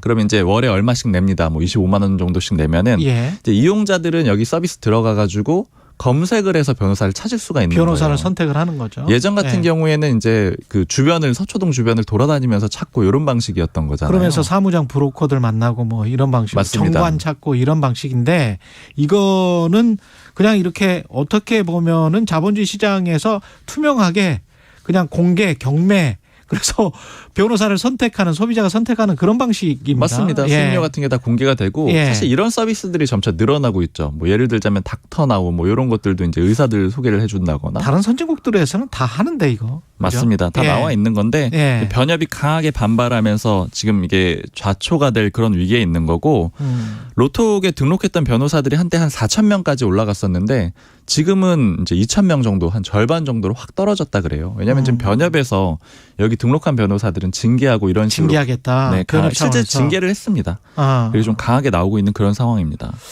변협에서 이렇게 변호사 단체들이 로톡을 반대하는 이유는 결국은 본인들 이익에 침해된다. 변호사비를 조금 내릴 수가 있다. 로톡이 활성화되면 이런 거 아닙니까? 그렇죠. 사실은? 일단 공개적으로는 이게 변호사법 위반이다 이렇게 얘기를 하고 있는데 예. 왜냐하면 이제 사무장 로펌이랑 뭐가 다르냐, 불법 중개 브로커랑 다르지 않다 이렇게 주장을 하고 있어요. 근데 요거는 이 논리 자체는 이미 검찰 단계에서 부정을 당한 상태예요. 공정거래도 사실은 로톡에 손을 들어줬고. 맞습니다. 예. 그러니까 결국 이제 속내를 보자면은 이렇게 가격이 공개되고 변호사들의 경쟁이 굉장히 치열해질 거 아니에요. 이렇게 되면은 결국에는 수임료가 낮아질 거고 그 결과로 이 법률 서비스의 질도 낮아질 거다. 이게 좀 변호사 단체들의 입장입니다. 법률 서비스의 질이 낮아진다. 네. 예. 근데 투명하게 공개해서 몇 승 몇 패였다. 어떤 사안들에 대해서는 이 변호사가 특히 승소율이 높았다. 이런 것들이 공개되면 소비자 입장에서는 좋을 것 같은데 아무리 생각해도. 소비자 입장에선 좋죠. 그리고 사실은 예. 공정위에서 로톡에 손을 들어줬던 것도 예. 이게 소비자들이 변호사를 선택할 수 있는 권리를 변협이 네. 제한을 한 거다. 이렇게 지적을 했고요. 그러니까요. 또 이 변협의 조치로 변호사들이 자유롭게 경쟁할 수 있는 그런 상황도 제한이 됐다. 이렇게 좀 이 평가를 하기도 했습니다. 사실은 전문가 집단 이기주의 아닌가 그런 생각도 들기도 하고요. 네. 근데 사실 이게 정부에서 쉽사리 예. 손을 대기가 좀 어려운 게 예. 변협의 힘이 굉장히 막강해요. 그러니까 지금 그쵸. 방금 말씀드린 대로 예. 뭐 검찰이라던가 예. 아니면 헌재에서도 일부 로톡에 유리한 그런 판결을 내린 바가 있었거든요. 다 나중에 변협 소속 회원들이 될 사람들이기 때문에. 그렇죠. 그것도 있고 그리고 좀 가깝게 보면은 이제 변협에서 할 수 있는 것들이 굉장히 많은데 인사추천권이 있어요. 맞아요. 뭐 대법관, 변협 회장, 검찰총장 그리고 사실 여야 간에 한 명에 들어가죠. 위원회에. 당연직으로 들어가게 되고요. 그리고 사실 특검하게 되면은 당연히 또 변협에서 추천을 할 가능성이 그렇습니다. 굉장히 높습니다. 근데 예. 이 특검 같은 경우에는 여야 간에 굉장히 좀 치열한 공방도 예상이 되잖아요. 그러니까 이제 법무부 입장에선 지금 뭐 정치권이나 또 법조계 쪽의 얘기를 들어보면은 법무부가 지금 이 이의 신청을 한 사람이 있어요. 징계를 받고 나서 예. 변협에서 징계를 받고 변호사들이 나 그거 수용할 수가 없다. 법무부가 다시 판단해 주세요. 이렇게 이의 신청을 한 게 있는데 예. 이게 작년 12월에 했거든요. 근데 3개월 내에 보통 판단을 내리게 돼 있는데 지금 유보를 한 상태예요. 그러니까 이게 법무부가 좀 쉽게 입장 내기가 어려울 거다. 왜냐하면 변협하고 등 돌리면은 향후에 정부 입장에서는 뭐 특검이라든가 여하튼 여러 가지 인사추천권 가지고 좀 변협하고 등지고 싸워야 되는 그런 상황에 올 수가 있기 때문에 좀 부담스러워한다 이런 평가들이 있습니다. 법적 기득권이 소비자 권익을 침해하고 있는 것 아니냐. 이게 자본주의가 맞냐. 그런 생각이 저는 듭니다. 해외 사례가 사실은 많아요. 굉장히 많고요. 예. 이미 일찍 시작이 다 됐고요. 예. 특히 일본 같은 경우에 보니까 비교적 보수적인 곳이라고 하는데도 뭐 일본 변호사 50% 이상이 이런 플랫폼에 그렇죠. 가입해서 활동을 하고 있다라고 합니다. 영미권은 뭐 말할 것도 없습니다. 예, 지금까지 박순봉 기자였습니다. 고맙습니다. 감사합니다. 최경영의 최강시사 2부는 여기까지입니다.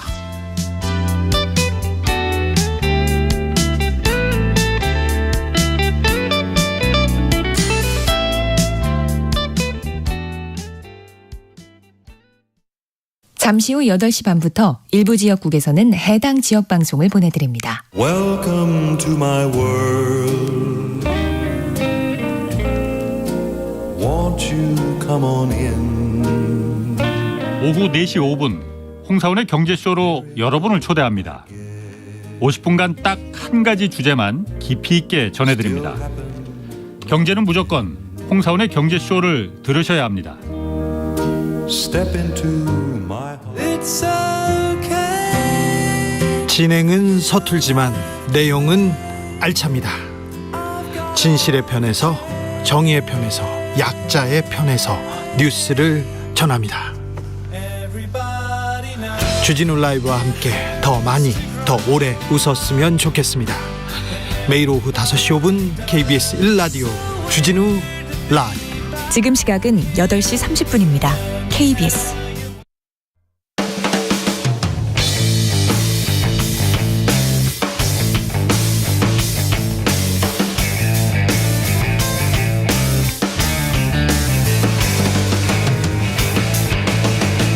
최경영의 최강 시사.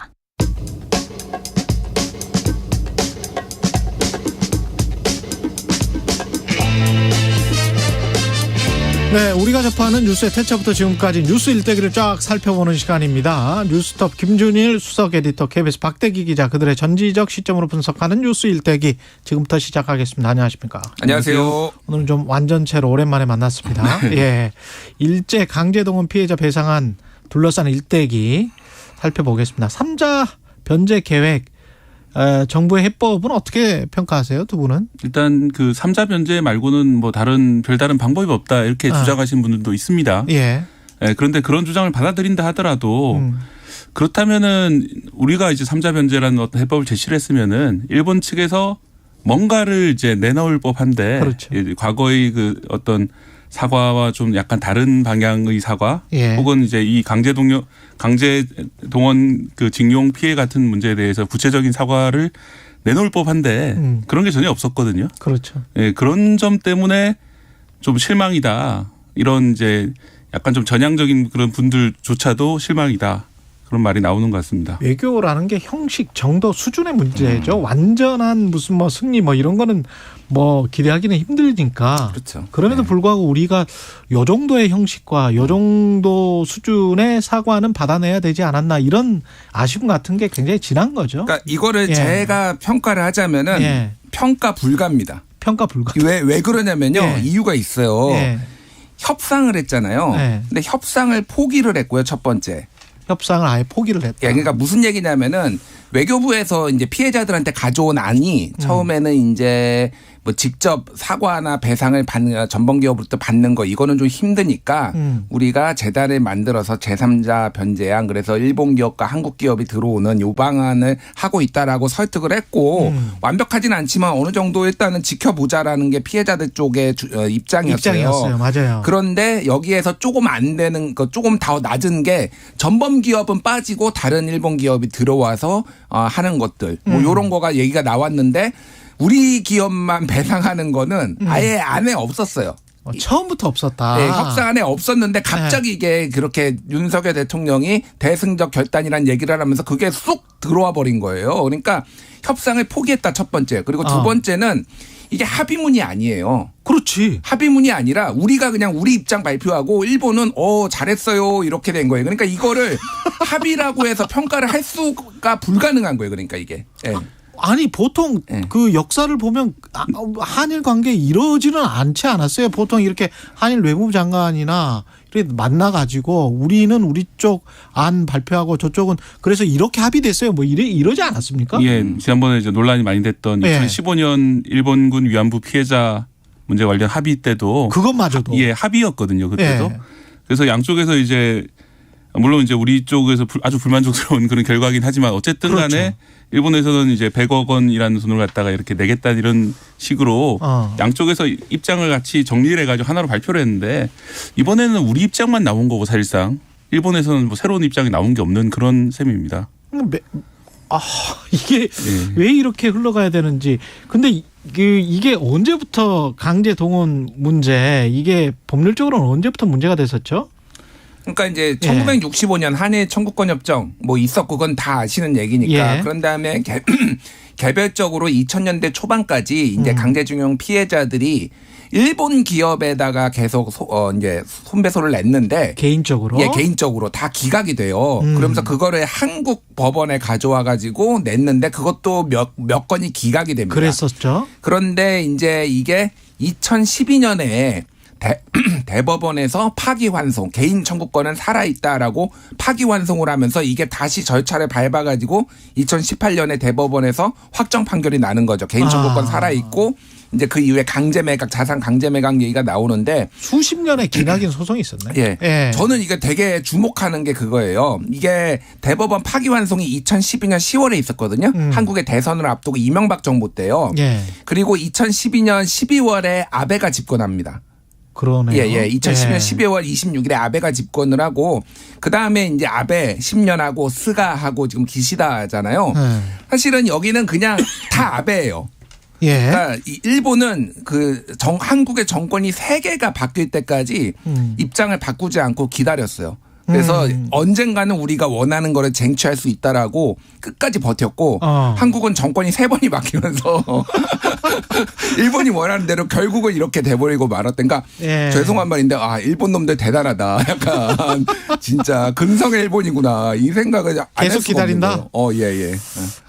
일본 사람들 그건 너무 좀 심했습니다. 죄송합니다. 그냥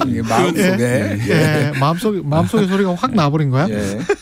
근데 그 이후에 이제 대법에서 이렇게 결정이 나고 2018년에 결정 났다 그랬잖아요. 그리고 지금 2023년인데 그동안에 그러면 이제 피해자들은 대법원 거를 이행하라라고 해가지고 미쯔비시도 접촉을 해보고 전범기업들 접촉해서 뭔가 좀 니들이 사과도 하고 뭐 이래라라고 민간에서도 뭔가 협상을 시작하지 않았었습니까? 그러니까요. 그게 이제 임재성 변호사가 지금 요 소송을 대리하고 있거든요. 그 변호사가 이제 공개를 했어요. 과거 그러니까 미쯔비시하고 개인이 협상안이 어디까지 갔었는지를 공개를 했는데 일단 미쯔비시가 피해자들한테 사과를 했다. 사과를 하는 거를 이제 협상 안에 들어가 있는 거예요. 미쯔비시 안에. 미쯔비시 안에 들어간 거예요. 그러니까 미쯔비시 측에서 이제 제안을 했던 거죠. 제안을 했는데 연도는 아마 2011년도에 제안을 했던. 2011년도 이건 2011년도 판결이 나오기도 전에 이제 판결 나오기도 전에. 그러니까 강제성을 보여주는 역사적 사실들의 인정 확인한다라는 문구가 1항에 포함됐고요. 그리고 강제성이 있었다라는 거는 뭐 가지 않으면 너의 아버지를 경찰이 잡아 가둘 것이다라는 협박이 있었다라는 것도 들어갔다라는 거예요. 그러니까 이게 이제 불법성까지는 모르겠으나 그런 정황들이 있었다라는 거를 미쯔비시 개인이 그렇죠. 기업하고 협상을 해가지고 10가지 이끌어냈는데 우리는 이게 협상을 중도에 포기해버리고 이제 이렇게 나온 거니까 이게 이제 비판을 안 할 수가 없는 거죠. 그러니까. 이게 강제성과 관련해서는 SNS에 어르신들이 글을 많이 올리고 있어서 제가 좀 봤었는데 일제 경찰 피해가지고 순경들 피해서 토굴에 숨어 있고 그랬었더라고요. 당시 뭐 강제성이 없었다는 게 말이 안 되는 거죠. 강제성이 없었다는 건 2차 대전 와중에 그런 일본 제국이 이제 식민지 국가에 대해서 당연히 그랬을 법이라 누구라도 이제 생각할 수 있는 그런 상황인 거죠. 일본은 입장 표명을 이와 관련해서 뭘 했었습니까? 과거에 이제 고노다마부터 해서 무라야마 다마 그리고 김대중 오부치 선언까지 총 3차례 정도의 그런 어떤 중요한 담화들이 있었는데요. 다만 이제 아주 구체적인 우리가 원하는 정도까지 이르지 않았습니다. 이 강제 동원과 관련해서는 사과는 없었죠? 네, 그렇습니다. 이게 전체적인 어떤 식민 지배에 대해서 대해서 이제 사과하는 그런 발언들이 있었고요. 이번에 현재 이제 일본에서 나오는 어떤 일본 측의 대응이라 하는 정도는 과거의 이 3가지 선언과 담화를 계승하겠다는 이런 정도 입장인데 사실은 일본에서는 이거를 계승하지 않겠다고 밝힌 적은 없었거든요. 그러니까 이제 새삼스러운 겁니다. 새삼스러운. 예를 들어서 이제 계승하지 않겠다고 했다가 다시 계승하겠다고 하면은 그거는 뭐 약간 성과라고 볼 수가 있는데 당연히 이제 그들도 이제 뭐 어떤 침묵 속에서 계속해서 계승해 왔던 것들인데 그걸 그냥 계승한다라고 하는 그런 입장이기 때문에 일본에서는 되게 협상에 성공했다 이런 반응이 나오고 있는 그런 상황이고요. 또 하나 말씀드리고 싶은 거는 이게 제3자 변제라는 방식인데 결국은 우리나라 대법원 판결에 따르면은 이 미쓰비시 쪽이 피해자한테 돈을 줘야 되잖아요. 이 양 당사자가 있는데 제3자인 우리 정부가 개입해가지고 이제 돈을 갖다가 대신 지급하겠다는 거잖아요. 그런데 이런 방식이 과연 우리나라 법 체계에 맞느냐. 여기 대해서는 좀 갑론을박이 있습니다. 확실히 틀렸다고 말씀드리기는 좀 애매하긴 한데요. 왜냐하면 판례가 없습니다. 실제 그런 식으로 다른 사람의 채무를 갑자기 다른 사람이 갚아줄 일이 잘 없는 일이니까 거기에 대해서도 아마도 또 지리한 소송 공방이 있을 것이고 그리고 현재 그 피해자분들 중에 상당수가 이 수령을 원치 않는 그런 상황에서 이 문제가 과연 이걸로 완전히 해결됐다 국내에서 우리나라 내에서 보기는 상당히 어려울 것 같습니다. 새로운 논란의 시장인 것 같아요. 그리고 아까 김준일 대표 이야기한 것처럼 협상을 안 한 것 같아요. 협상에 성공했다 실패했다 뭐 이런 게 아니고 우리 입장에서 정확하게는 하다가 중도 포기했죠. 중도 포기하고 우리끼리 그냥 이 정도 하면 되지 않을까? 일본이 그러면 받아들이지 않을까? 그렇게 제시를 한 거고 일본은 그래 괜찮은 것 같아. 뭐 이 정도 반응 아니에요 지금? 그러니까 뭐 이제 대승적 결단이라고 윤석열 대통령이 얘기를 했는데 약간 뭐 그 진중권 작가 같은 경우에는 그 뭐 구구 판타지의 나르시시즘에 빠졌다 이렇게 비판을 하기도 했어요. 구구 판타지의 나르시시즘에 그러니까 빠졌다. 이게 뭐냐면은 일본하고 친하게 지내야 되고 근데 내가 결정을 하면은 모든 걸 해결할 수 있다라는 일종의 히어로 정치 같은 거에 이제 윤석열 대통령이 있다라고 했는데 어찌됐든 중요한 거는 이 외교라는 거가 이게 국내 정치 현안하고 맞물려 있으니까 굉장히 다양한 이해관계자들이 있잖아요. 이들에게 정말로 충분한 설득 과정이 있었느냐. 이게 고르디우스 매듭을 끊는 게 이런 방식으로 하는 게 맞느냐. 이제 그거는 계속 논란이 될 수밖에 없을 것 같아요. 일본하고 뭐 친하게 지내고 뭐 이런 거는 바람직하죠. 이 모든 나라랑 친하게 지내야 되는데 우리 자존심은 좀 지켜가면서 했으면 좋겠습니다. 특히 일본이 중국인 강제동원에 사죄하는 의미로 일본 군함도 근처 비석에 피해자들 이름까지 적어놓고 미쯔비시는 화해금도 지급했고 그것과 비교해도 지금 우리를 대하는 게 너무 다르지 않아요? 그러니까 일본의 논리는 그거예요. 한국은 한일 청구권 협정을 65년에 맺었기 때문에 다 배상한 거고 중국하고는 전후 배상이 없었으니까 우리가 피해자들한테 일부 보상을 한다라는 건데 이 과정이 뭐였냐면은 2015년에 미쯔비시가 미국에 가가지고 미국의 강제징용 피해자들한테 사과를 합니다. 미쯔비시가. 그러니까 중국이 반발해요. 야, 우리도 강제징용 피해자 있는데 왜 안 해? 그러니까 미쯔비시가 그럼 2016년에 야, 너희한테도 미안해 하게 하면서 뭐 3,700명인가한테 10만 위안씩 지급하겠다 이런 안이 나오는 거예요. 그렇군요. 사실 그래서 뭐 석동현 뭐 사무차장이 뭐 이렇게 뭐 떼쓰는 악쓰는 뭐 식민지배 나라 중에서 악쓰는 나라가 어딨냐라고 주장을 했지만은 전 세계 식민지 국가는 다 요청을 했습니다. 당연하죠. 1998년에는 독일에서 민관 합동 재단을 만들어 가지고 100개국의 160만 명한테 우리 돈으로 6조 원 44억 유로를 배상을 해요. 강제징용과 이런 피해와 관련해서. 근데 이제 이런 역사적 맥락들이 있는데 글쎄요. 그러니까 너무 좀 아쉽다라는 생각이 좀 들 수밖에 없습니다. 이런 과정을 봤을 때. 해외 사례를 봤을 때도 그러네요. 박태기 기자. 네, 그렇습니다. 독일 같은 경우에는 여러 차례 전쟁 범죄들 사과를 하고 또 강제 노역자들에 대해서 이제 거액을 배상하는 그런 절차들을 해오고 있고요. 저는 이제 일본이 그 아까 말씀드렸던 오부치 게이조 총리라든지 그다음에 고노다마, 그다음에 무라야마 다마에서 약 30년 정도가 지나면서 좀 많이 우경화된 것 같아요. 일본 정치 자체가 그런 어떤 약간 진전된 사과들이 나왔던 시점에서 비하면은 전 단적인 사례가 이제 오에 겐자부로라는 이제 노벨 문학상 수상자가 얼마 전에 일본에 돌아가셨는데, 그렇죠. 예, 이분 같은 경우에는 이제 1970년대부터 우리나라 민주화 과정에서 많이 그 도와준 사람 중에 한 사람이고, 그랬죠. 그리고 일본의 과거에 대해서 사죄 반성을 갖다 시시때때로 이제 밝혔던 그런 인물인데, 이런 세대가 있었거든요. 어떻게 보면 전후 민주주의자 세대라고 부르는 일본의 세대인데 그런 세대의 그 전쟁의 참혹함 이런 걸 봤던 세대가 지나가고 약간 좀 그런 그 전쟁의 실상을 잘 모르는 젊은 세대가 오면서 오히려 이렇게 우경화되는 것이 아니냐 일본 사회도 그러면서 이제 지금 보는 것처럼 좀 더 실망스러운 그런 모습들이 나타나는 게 아닌가 그런 생각이 듭니다. 그런 의미에서는 우리도 저 서울대학교 민주화 교수 협의회가 어제 성명 내면서 사실을 이야기를 했는데 국민의힘 전신인 자유한국당이 2018년에 이 강제동원 피해자들에게 배상하라는 대법원 판결을 환영을 했거든요. 환영하는 논평을 냈는데 이런 식의 지금 해법안이 나와버린 거면 우리도 우경화되고 있는 거 아니에요? 그러니까 이게 그 국민의힘에서는 배치되는 건 아니라고 생각을 해요. 아, 그래요? 환영은 했지만은 그거를 이렇게 대승적 결단으로 해결한 것도 우리다. 이렇게 약간 그런 논리를 가지고 있더라고요. 그러니까. 이게 말이 되나? 당시에 이제 뭐 2018년 당시 이제 신문 보도를 제가 읽어보니까 이게 자유한국당 당시 논평입니다. 이 일제강점기 반인권적 불법 행위에 대해서 유가족들에게 진심 어린 사과와 반성이 선행돼야 한다 이런 표현까지 있었거든요. 그럼 잘했네 그때는. 그런데 이제 그러면 지금 선행되고 있는 것인지 과연 의문이 많이 듭니다. 아 이상해.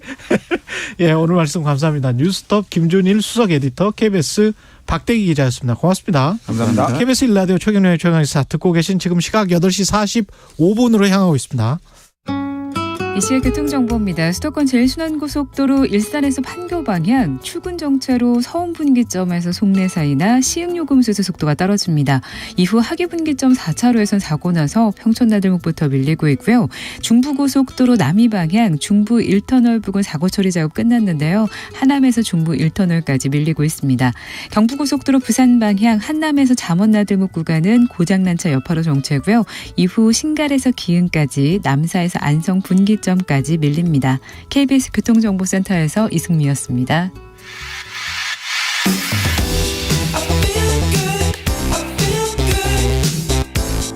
세상에 이익이 되는 방송 최경영의 최강시사.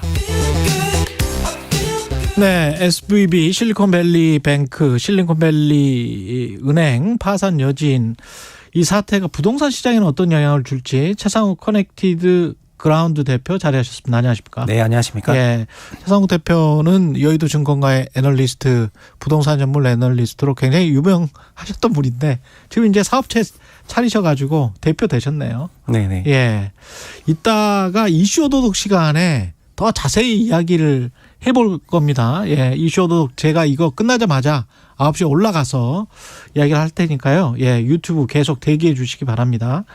이 실리콘밸리 은행 파산을 대표님은 안전자산이라 해도 자산을 고점에 사서 망한 것이다. 이렇게 한마디로 정의를 했던데 안전자산 미국 국채를 샀는데 고점에 사서 망했다. 예, 이게 말이 됩니까?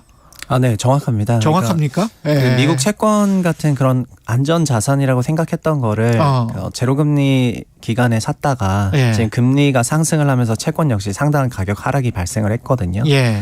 이제 그런 부분을 실제로 이제 기표를 하기 시작하면서 그 부실을 기록하다 보니까 실리콘밸리 뱅크 역시 이제 파산이라는 이런 과정을 거치게 된 겁니다. 아무리 안전 자산을 가지고 있더라도 캐시플로우 현금 흐름과 맞지 않으면 그때 쓸 돈이 없으면 망하게 된다. 네, 미국 채권 시장도 50조 달러 이상의 거대한 시장인데 금리가 상승을 하면서 평가 손실 규모만 10조 달러 이상이 난 상황이고요. 10조 달러? 네, 근데 평가 손실인데 실제 미국 금융기관 전체로는 매도 가능 증권이든 아니면 만기 보유 자산이든 700빌리언이니까 약 한 900조 원 정도 되는 그런 평가 손실을 기록을 하고 있거든요. 실리콘밸리 은행 역시 이제 만기 보유 자산으로 기표했던 자산들이 사실은 평가 손실을 크게 기록을 하고 있었던 거죠. 국내 부동산이랑 매우 유사한 상황인데, 그러니까 21년 고점 가격은 뭐 10억 원이었는데 요즘 거래되는 금액은 예를 들면 7억 원인 거예요. 그러면 10억에 사셨던 분은 요즘 팔아야 되면은 3억 손실받고 팔아야 되잖아요. 그렇죠. 이렇게 이제 평가 손실 규모가 미국 금융기관 전체로 700빌리언 이상이고 실리콘밸리 은행도 이거를 평가 손실이 아니라 고객이 돈을 달라고 하니까 팔면서 주다 보니까 손실이 기록이 되게 된 겁니다. 그래서 평가손이 실제 손실. 네, 확정 손실로 바뀌는 과정에서 바뀌어서. 네, 문제가 되었습니다. 그래서 저렇게 되면은 손실이 도대체 얼마야? 뭐 이렇게 사람들이 생각을 한 거군요. 네. 그 네. 은행은 약 200빌리언 이상의 자산이 있었고 그중에 60%가 MBS를 포함해서 미국 채권에 투자하고 있었는데 그 손실 규모를 몰랐거든요. 왜냐하면은 우리나라도 마찬가지인데요. 국내 금융기관들은 이렇게 채권 같은 경우에는 만기 보유 금융자산이라고 해서 시가 취득 원가로 기표를 하게 되어 있는데 그렇죠. 사실은 이제 매도 가능 증권 같은 경우에는 시가 평가를 하게 돼 있거든요. 네. 그래서 우리나라 은행들도 작년에 이미 실리콘뱅크 은행이 겪는 일을 다 겪었어요. 뭐냐면은 그 전년도 전전년도에 샀던 채권 가격들이 빠지면서 시가평가 손실을 기타 포괄 손익으로 반영을 해서 지금 KB 같은 경우에도 보면은 3조 5천억의 기타 포괄 손실이 있고요. 그리고 신한금융지주 같은 경우에도 약 3조 원 가까운 기타 포괄 손실이 있거든요. 예. 그러니까 종전에 샀던 게 저만큼 빠졌구나라고 평가 손실 규모를 저희가 알고 있는데요. 우리는 그때 반영을 했으면 우리는 괜찮은 거 아니에요? 그러면? 네, 근데 그 과정에서 예. 그 평가 손실이 반영하게 되면은 자본금이 감소하게 되다 보니까 그 자본 비율을 맞추기 위해서 그렇죠. 작년 말에 우리나라 은행들도 엄청 고생을 했어요. 자본 충당을 보유하고 있는 다른 예. 위험 자산을 처분하고 이런 과정을 거치면서 그러니까 한국에서도 이걸 다 경험했다는 얘기입니다. 제가 드리고 싶은 얘기는. 예. 근데 실리콘밸리 뱅크 같은 경우에는 이렇게 매도 가능 자산으로 편입을 해서 시가평가를 한 게 아니라 취득 원가로 기표를 하고 있었던 거죠. 예. 만기 보유 자산이니까 이게 30년 만기면 나는 취득 원가 그러니까 고점 가격으로 기표를 하고 있었고 그래서 사람들이 저게 손실이 얼마인지 알 수가 없었는데 예. 그냥 고객들도 VC 그러니까 테크 기업들이니까 예. 고객들 역시 힘들어져서 내가 맡긴 예금 같은 거 좀 찾아야 되겠다 하고 이렇게 좀 찾기 시작하니까 은행에서는 굉장히 단단한 자산이라고 생각을 했지만 사실은 30% 정도 빠졌던 거죠. 그래서 그 자산을 팔면서 돈을 주다 보니까 돈이 없어서 결국은 이제 그 인출금을 못 주는 이런 상황이 됐던 게 이 은행의 파산의 큰 과정입니다. 최강 시사만 들으시는 분들도 있을 거기 때문에 이게 한국 부동산에 어떤 함의가 있는지 지금 언뜻 들으시는 분들은 잘 이해를 못 하실 거예요. 근데 엄청난 함의가 있습니다. 예, 설명을 좀 해 주십시오. 그러니까 예. 사실 우리나라도 이게 이미 똑같은 일이 발생하고 있다고 생각을 하는데 예. 2020년과 21년에 그 코로나 기간 동안에 자산 가격이 굉장히 큰 폭으로 상승을 했고 그랬습니다. 그 기간 동안에 매수를 한 주체들이 있지 않습니까? 한국 부동산 같은 경우에는 이 2년 동안에 매수를 한 그 거래 규모만 500조 원 정도가 됩니다. 예. 근데 그러니까 500조 원의 고점을 매수한 사람들이 있다는 거다 보니까 그렇죠. 그때 2020년, 2021년에 500조 원이었어요? 네, 그러니까 500조 원이 거래가 됐어요? 네네. 예. 우리나라 주택은 이제 규모를 먼저 말씀드리면 한국 주택 시장의 시가총액은 예. 21년 말에 정점을 찍었을 때는 무려 6,500조 원의 시가총액이었고요. 2017년 문재인 정부 시작할 때가 3,000조 원이었습니다. 3,000조 원에서 6,500조 원으로 거의 2배 이상이 올라갔는데 평가 금액이 올라간 거고 그렇죠. 그 고점일 때 결국 거래를 일으킨 사람은 500조 원 정도 되거든요. 예. 이분들이 물려 있는 분들이죠. 고점에 500조 원 정도가 지금 물려 있는 사람들. 네, 맞습니다. 예. 그래서 이분들 물려 있는 분들인데 지금은 약 20% 정도 빠졌다고 한다면은 예. 평가 손실이 약 100조 원이나 되는 거예요. 평가손이 100조 원. 네. 그런데 이분들이 현금 흐름 문제가 지금 발생하지 않는 거는 직장을 다니고 있으면서 뭐 이자를 갚거나 뭐 이럴 지금 당장 갚아야 될 필요는 없기 때문에 당장 그렇지. 팔아야 될 필요는 없기 때문인 그렇죠. 거죠. 네, 실리콘밸리 은행도 사실 똑같은 상황이었는데 맞습니다. 여기는 그냥 고객이 나도 이제 돈 필요하니까 너한테 맡긴 돈 좀 달라 이렇게 얘기하다 보니까 팔아야 되면서 손실을 확정해야 되는 과정에서 문제가 생긴 거고요.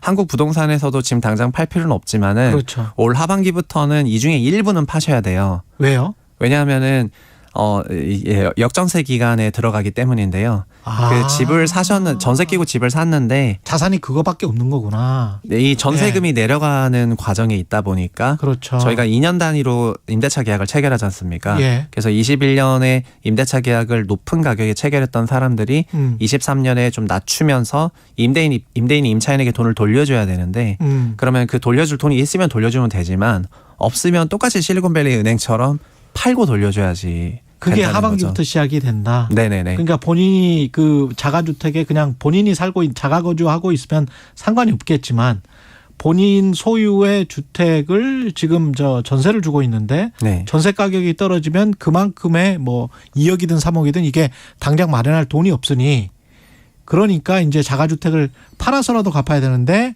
그게 네. 이미 평가손이 나버렸기 때문에 예. 그러면 그런 은행은 우리가 반영을 하고 있습니까? 우리 한국 은행들은? 예. 우리나라 금융기관들은 네. 2000년부터 이제 다 매도 가능으로 기표를 하고 있어서 이 손실 금액들을 다 반영을 하고 있고 예. 이 손실 금액을 반영한 자본 비율을 맞추려고 작년에 보유 자산 처분하기도 하고 예. 이거 굉장히 노력을 많이 했습니다. 그래서 작년에 그 김진태 경영도지사 레고랜드 사태 이렇게 예. 일어났을 때 특히 연말에 4분기 기준으로 회계 기준 맞추려 엄청나게 고생을 했고요. 예. 미국은 이제 이런 일이 처음 발생을 했는데 그냥 더 광범위하게 발생할 수밖에 없겠죠. 사실 이 은행뿐만 아니라 예. 미국 그 채권 시장이 50조 달러 이상이다 보니까 너무 커서 이제 거의 모든 금융기관들이 이런 채권들을 다 갖고 있는데 그렇죠. 일제히 하락한 문제들은 실리콘밸리 은행 말고도 다른 은행들이 많이 발생하잖아요. 예. 그런데 그 맨 먼저 발생했던 이 은행들에 대해서 정부와 연준이 관여를 해서 결국은 사실상 구제금융을 해준 거랑 유사한 이런 일들을 딱 버렸기 때문에 예. 한국에서도 이런 시장에서 자체적으로 소화한 이슈를 정부와 연준이 나서서 보호를 해줘야 될 정도로 심각했다. 네, 그냥 보호 자본주의라고 저는 부르고 싶은데. 자유 자본주의가 아니고 연준의 보호 자본주의를 했다. 네, 그래서 켄 그리핀 같은 시타델 창립자 대표는 네. 그냥 미국 자본주의 죽은 것 같다 이렇게 얘기를 했고요. 그리고 사실은 예금자가 본인이 예금을 할 때 그것도 사실 생각을 해야 되는 거거든요. 우리나라처럼 5천만 원 밖에 인출이 안 되니까 그럼 여러 은행에다 분산을 해야 되는데 네네. 그렇지 않고 뭐 거기에다가 툭툭 몇십억 몇백억을 남긴 거는 본인이 책임을 져야 되는 거거든. 네네. 근데 본인 책임지지 않고 그냥 예금 인출자들 돈들 다 보장하겠다라고 하면 그건 자본주의가 아닌 거죠. 어떻게 보면. 네, 그 예. 부분을 얘기를 했습니다. 그래서 예. 그럼 이제 아무데나 맡겨도 뭐 전액이 보호가 되겠네요라고 하면서 그렇게 된다면은 그러니까 예금 금리가 높은 위험 금융기관에 총액을 맡기면서 총액을 보호받을 수 있다고 생각하게 되다 보니까 예. 이 자본 배율이 이제 효과적으로 되지 않을 이런 부분을 굉장히 비판을 많이 했고요. 뭐 반대로 비레크만 같은 경우에는 감사하다 뭐 이렇게 얘기를 했기 때문에 미국 안에서도 이 이슈가 화두가 되고 있습니다. 근데 전체적으로는 약간 인기 영합주의를 했었던 바이든 행정부에서 네. 좀 이런 거를 살린 부분에 대한 비판도 많은 상황이고요. 이것 때문에 연준의 3월달 FOMC 금리 인상에 대한 그런 기대값이라든가 그게 좀 낮아졌죠. 네, 이런 부분에도 연쇄적으로 영향을 미치면서 사실 굉장히 작은 은행인데 예. 미국 은행 전체로 보면은 자산 기준 0.9% 1%도 안 되는 은행인데 그렇죠. 예. 이 은행에 있었던 일로 인해서 뭔가 그동안 1년 동안 아주 타이트하게 진행했던 물가라던가 이런 걸 잡기 위한 이런 많은 노력들이 이제 거의 없어지는 상황이 되다 보니까 아쉬움이 많은 상황이죠. 함의가 여러 가지가 있는데 미국 경제, 세계 경제, 한국 경제 특히 부동산에 어떤 함의가 있는지를 제대로 다 말씀을 못 해주셨습니다. 지금 시간이 임박해서 여기서 마치고요. 최근의 최강시사를 마치고 제가 스튜디오로 옮겨서 최상욱 대표와 이슈 오도독 이어가도록 하겠습니다. 3월 15일 수요일 KBS 1라디오 최근의 최강시사 오늘은 여기까지입니다. 내일 아침 7시 20분에 다시 돌아오겠습니다. 고맙습니다. 감사합니다.